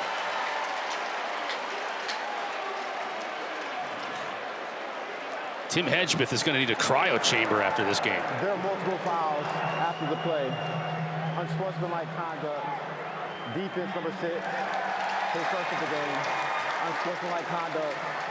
Offense, number 81, his first of the game. The penalty's canceled. The try is good. Timeout. All that hullabaloo for nothing. Penalties will cancel each other out. The end result, Virginia now up top by 3. 10:03 remaining. 2017, Virginia on top.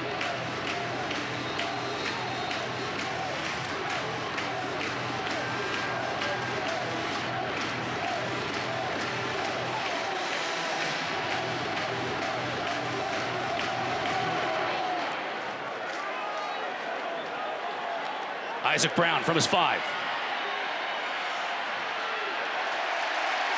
Sanker on the tackle.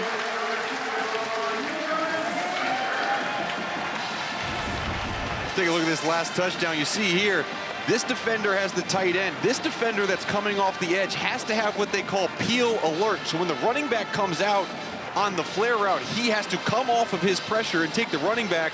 Just doesn't have his eyes in the right place, and that is a wide open pass for Anthony Colandrea. Huge play, taking advantage of the all-out pressure that Ron English called.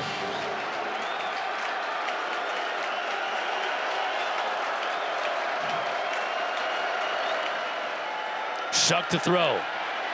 Pressure's picked up. Trying to go deep to Brooks. Has him inside of Virginia territory. That was Bell. Check it. Chris Bell. And he wanted to make a big play in the worst way. Oh, great job on the outside. I mean, you see the speed by Chris Bell getting behind the defense. And he is working against Jam Jackson, who's had a really good game. But Chris Bell with a huge catch after that personal foul penalty on the last drive. Shough rolling the pocket. Officials rule it a catch. Found his tailback, Donald Chaney. Now they're going to say incomplete.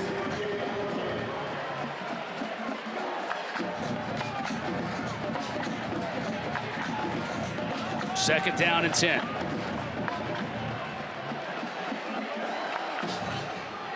Had a big play pass on the last drive. That one to Ja'Cory Brooks. Got held to a field goal. They missed that field goal after that long pass to see if they can get points on the board. Shough under pressure. Eludes it and gets the pass off, but it's going to be a loss anyway. James Jackson with the TFL after the catch. Really odd-looking play from Louisville. They had all the routes that were being run towards the right side of Tyler Shough. It wasn't until late that the tight end Redmond leaked out. It didn't look like Shough was looking over to where the receivers were the whole time. James Jackson reads the QB's eyes and makes a great tackle.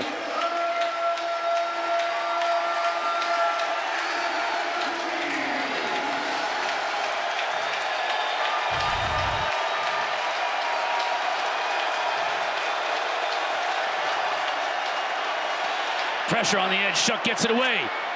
Looking for Lacey, and it's intercepted. What a catch by the freshman Ethan Minter. He went up top and just mossed him. What a play by Ethan Minter, the true freshman at Thomas Dale High School in Chester, Virginia.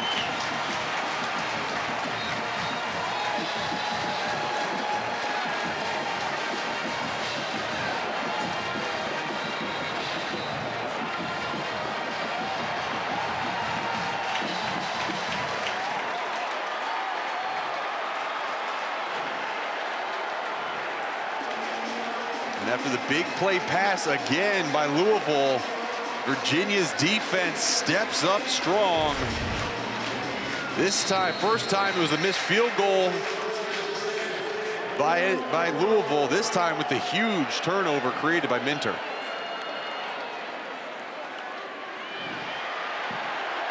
Pace. Look at Colandrea in front giving him a block. Run out of bounds after a gain of about 8.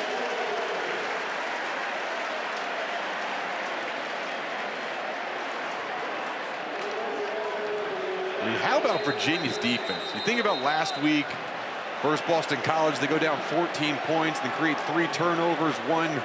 2nd and 2 for Virginia. Look at the last 3 drives. It has been a whole lot more success for Virginia, even given those 2 field goals in the red zone compared to what Louisville's been able to do, which has not been much. And now Virginia facing a 3rd down deep in their own territory as Kobe Pace loses a couple.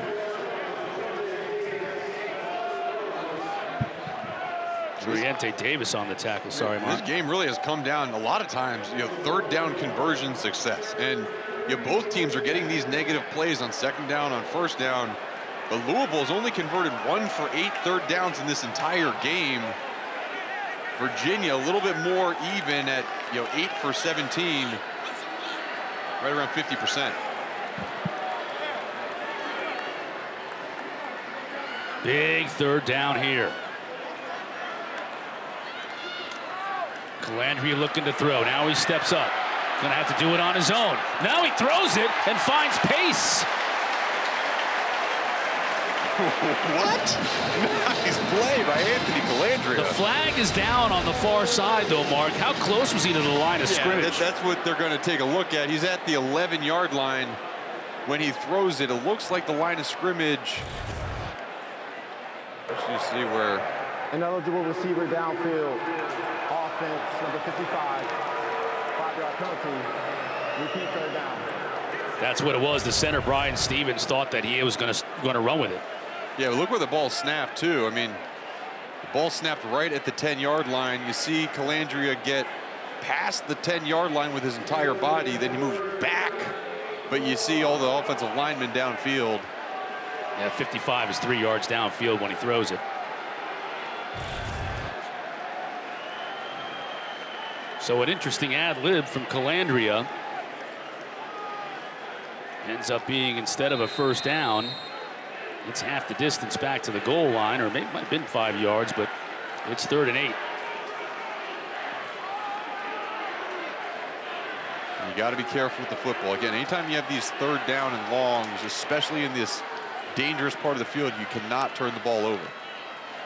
Colandrea trying to get it to Fields, but throws it behind him. And Virginia will have to punt from inside their own end zone. Yeah, and if I'm Louisville, I'm coming after this punt. I mean, Virginia has not shown that they can punt the football on the last 2 times out. And it's Sparks back in there. He was shaken up a little bit on that last punt that hit one of his linemen in the back.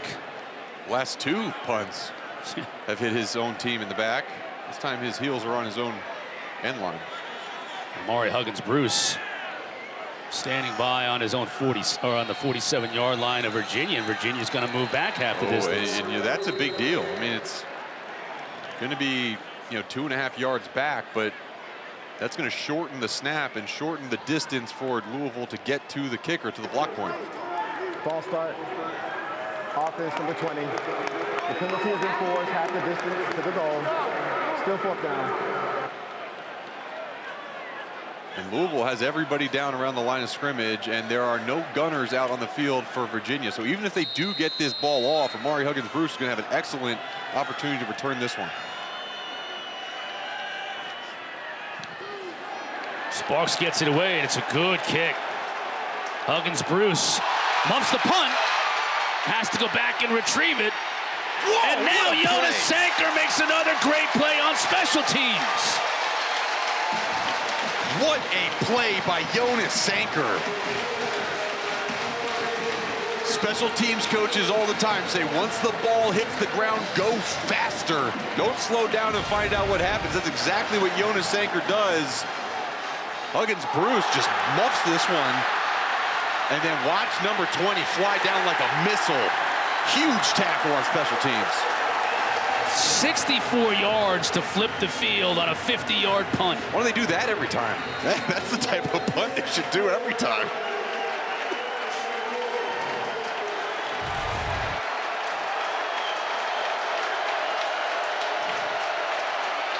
The give to Cheney. Nope, that's Brown. Brown is dropped for a loss. Cam Robinson again living in the Louisville backfield. These defenders for Virginia are just playing downhill with confidence. Cam Robinson again coming up and making a big TFL. He is decisive as a linebacker. He's athletic. And he does an excellent job of bringing down shifty, quick ball carriers. He's been banged up a couple of times tonight. Back in crunch time for the Wahoos. 2nd and 12, Shough to throw. Has time and has a receiver. Lacey turns, 1st down to midfield. 19 yards on the pitch and catch. We've got a Virginia player back behind the field. That is once about behind the play. That's Cam Robinson again, I just mentioned. He's been banged up a couple of times, and he's just fighting through it now, Mark. Yeah, and you see Minter, who had the phenomenal interception, more of a freshman rookie type play there, missing the tackle. And that looks like it's actually Chico Bennett. Yeah, you're right, 15, not 5, so not that it's ever good news when somebody gets hurt, but Bennett's going to trot off.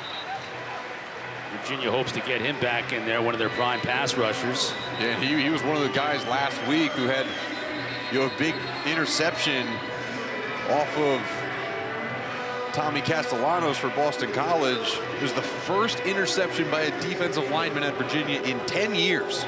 And he came away with that one. Big 1st down for Louisville. Down near midfield, getting a little bit of that momentum back.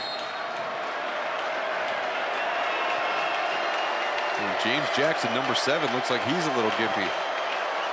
Shough gives it to Brown. Looking for an opening and finds just a sliver of one. Give him 4 yards. Chico Bennett back in the game.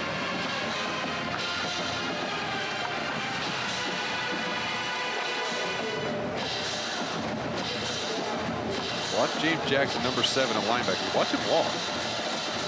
See this?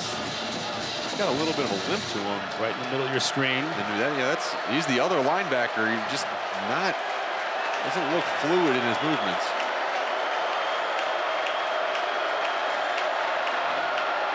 Shough to throw. Looking for Brooks, coming back to the ball. Has him, but he can't make the catch right at the sticks. That was Bell again.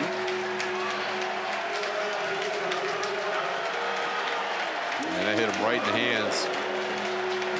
Good sidearm release by Tyler Shough.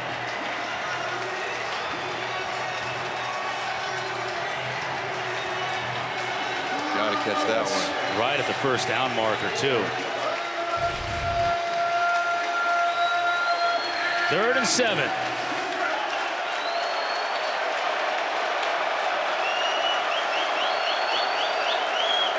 Shough to throw. Steps up underneath. Lacey makes one man miss, makes a couple of them miss enough to pick up the first down. What a play by Cullen Lacey. Used his short area quickness to make a couple Wahoo defenders miss. Already seen the tackling prowess of Jonas Sanker right there. Again, Minter on the miss. Jonas Sanker not able to get there. Only the second 3rd down conversion on the day for Louisville. Couldn't have come at a more opportune time. Shough is pressured. He's just going to have to throw this one away. Chico Bennett is obviously feeling a lot better. Put the pressure on Shough and forced the throwaway.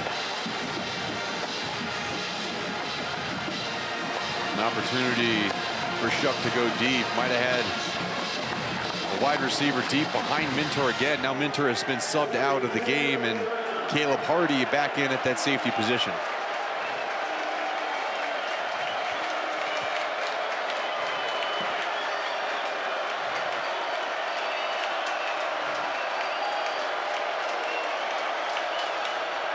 Brown, full head of steam, a lot of room to run.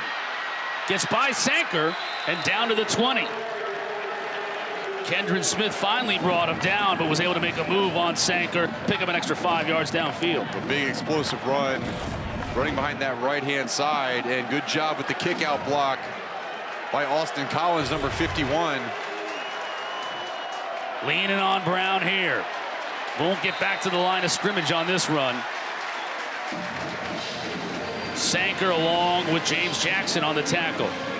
He's hurt. He is in pain, but he is fighting. And Cam Robinson, we've seen him get banged up a little bit in this game. James Jackson a little banged up. And if I'm Louisville and if I see that, if I'm the coaching staff and I see that, I'm trying to get my running back matched up one-on-one with these linebackers. Shough has a receiver inside the 10. There's a tight end, Jamari Johnson. He's made a couple of really nice plays in the blocking game on the outside in this game. Now takes it inside the 10, 1st and goal. Yeah, big play by Jamari Johnson. Really been a big addition to this team this year. Redshirted last year, 6'5", 265-pound tight end with a very good acceleration and great hands.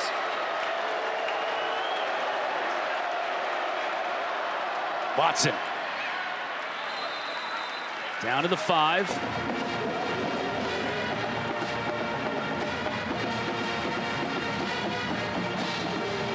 Just to reset it, Virginia with 3 timeouts on the board. Louisville with 2. We'll have the 2-minute timeout coming your way in 20 seconds. And Louisville is in no hurry here. They wanted that thing to get down to the 2-minute timeout. Because if they score, whether it's 3 or 7, they don't want Virginia to have any time on the clock. And obviously they are in Travelstead field goal range right now. Coach Jeff Brom will let the clock wind down to 2. Back with an exciting conclusion from Charlottesville. I'm getting into it. They're bumping AC/DC in the stands. Everybody's on their feet. Man, what a game we got. Dwayne Martin, the tight end, now 2 tights in the backfield. Shough is going to roll it and throw to the end zone. Touchdown, Jamari Johnson.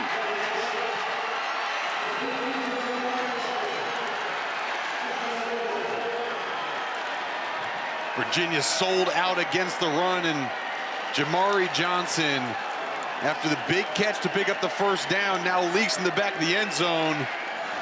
Easy pass for Tyler Shough, and That sure silenced the crowd here at UVA.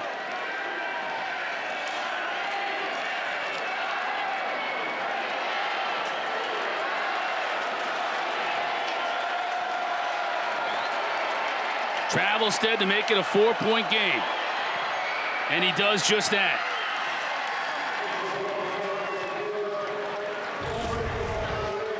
Check this out here. Here's Jamari Johnson. He's going to release right back here, but this is it, right? Watch Jonas Sanker's eyes. They are in the backfield, not on the man he's supposed to be covering. And that leads to a wide open wide receiver or tight end in the back of the end zone. Easy touchdown for Louisville and Tyler Shough after they have been struggling to convert in the red zone.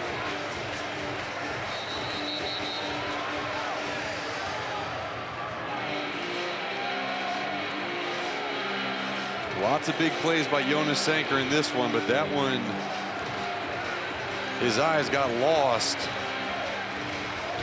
Great play call by Brian Brom, the offensive coordinator. Johnson's first touchdown on the season.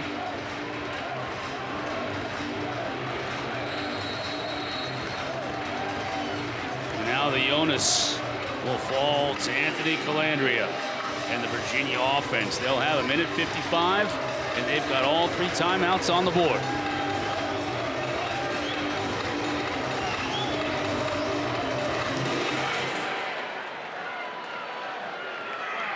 And they'll start from their own 25.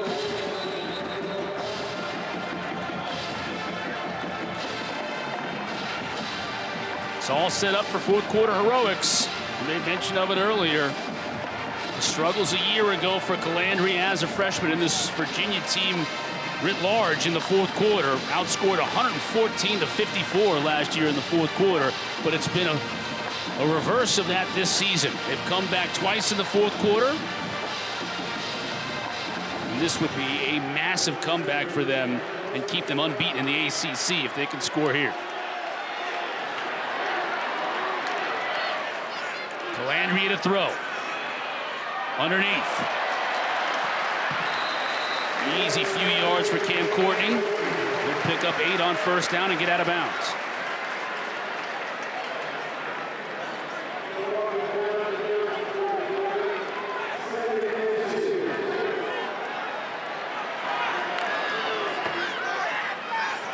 Louisville continues to bring just 4. Colandrea thought about running it. Instead, it dumps it off to the freshman from Manassas again. I mean, Colandrea does such a good job of coming back to that late read, stepping up in the pocket, delivering a strike to Cam Courtney. Colandrea to throw underneath. That ball looked like it might have gotten tipped, but Fields was able to corral it anyways. Another 8 yards. Now they're near midfield. These positive plays are so important on this drive, not settling for any negative yards or no gain plays. And going really quickly. Colandrea. Has Green. Another 13 yards. Corey Thornton in coverage. Virginia just methodically moving downfield. Still all 3 timeouts on the board. And continuing to bring just 4 in pressure. Nice defensive play on the outside by Riley. Great break by Quincy Riley, and breaks the momentum that Virginia has going, and they're giving a little bit of cushion, and you see Riley, great job of coming back to the football as Malachi Fields waits for it a tad.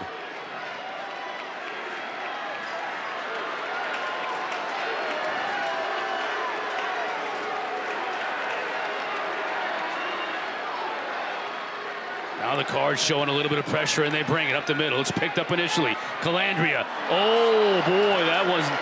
Corey Thornton almost picked that one off, and he might have been gone to the races.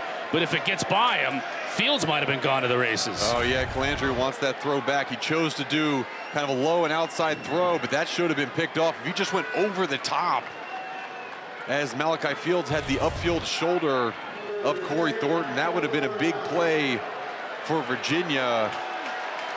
But after 2 massive PBUs by the defensive backs for Louisville, it sets up a 3rd and 10 for Colandrea.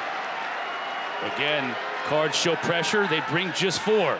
Colandrea, back shoulder. Fields wasn't looking for it. It's 4th down.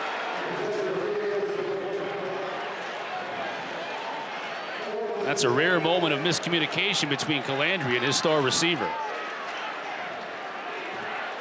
And you wonder if this pace of play has tired out these wide receivers at all. Yeah, at this point, maybe you do call one of those 3 remaining timeouts, but it doesn't look like Tony Elliott and company are going to go that route. I don't know. I kind of feel like Anthony Colandrea isn't that type of guy who you want to have think too much about the play. Just go out there, call the play, let him try to execute. Colandrea now backing up, throws downfield. Almost a sensational catch. Instead, it's a fine defensive play by D'Angelo Hutchinson. And Louisville takes over on downs. And how about that play? I mean, it's been Tyler Neville all night who has been that release valve for Anthony Colandrea, and he comes across the field. It's just a lot of grabbing, a lot of pulling by the defensive back. And I really think that it was Hutchinson Jr. who got that pull and that hold on Tyler Neville. Officials are letting him play. I think UVA probably got away with one earlier, and this one Louisville might have. But after letting up a bunch of big plays down the field, great job by Louisville's defense getting their hands on these footballs and forcing the turnover. Virginia will quickly call all 3 of these timeouts.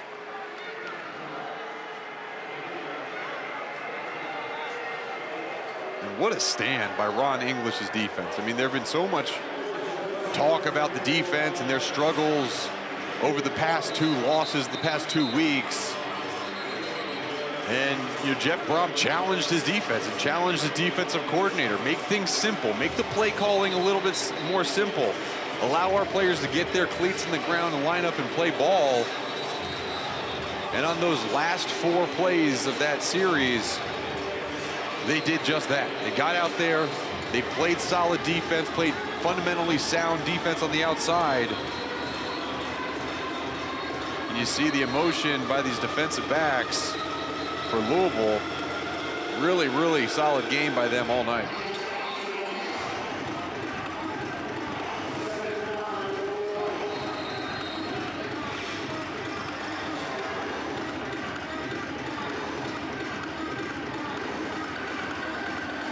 Duke Watson checking in the game late for the Cards.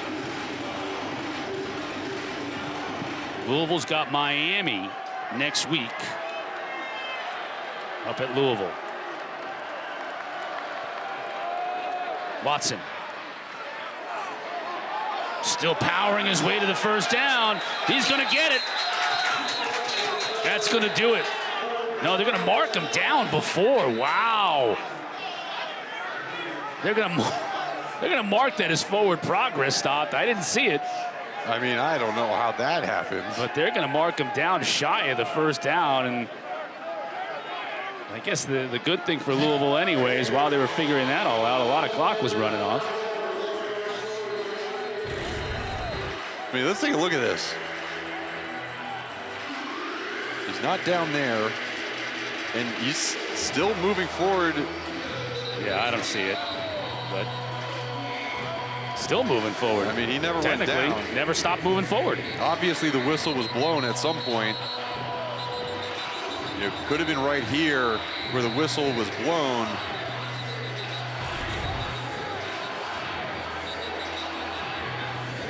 One more chance for Virginia's defense. There's one more shot.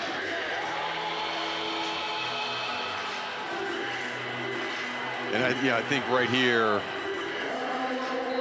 you kind of have to sell out to make this stop. Might leave an opening for a swing pass to a running back, but you got to sell out to try to stop this run.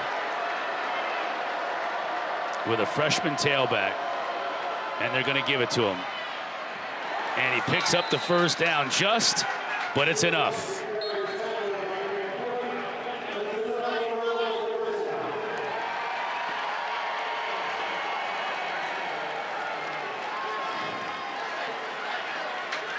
Yeah, keeping the players separated at this point. Cardinals won't even have to snap it again. That's going to do it.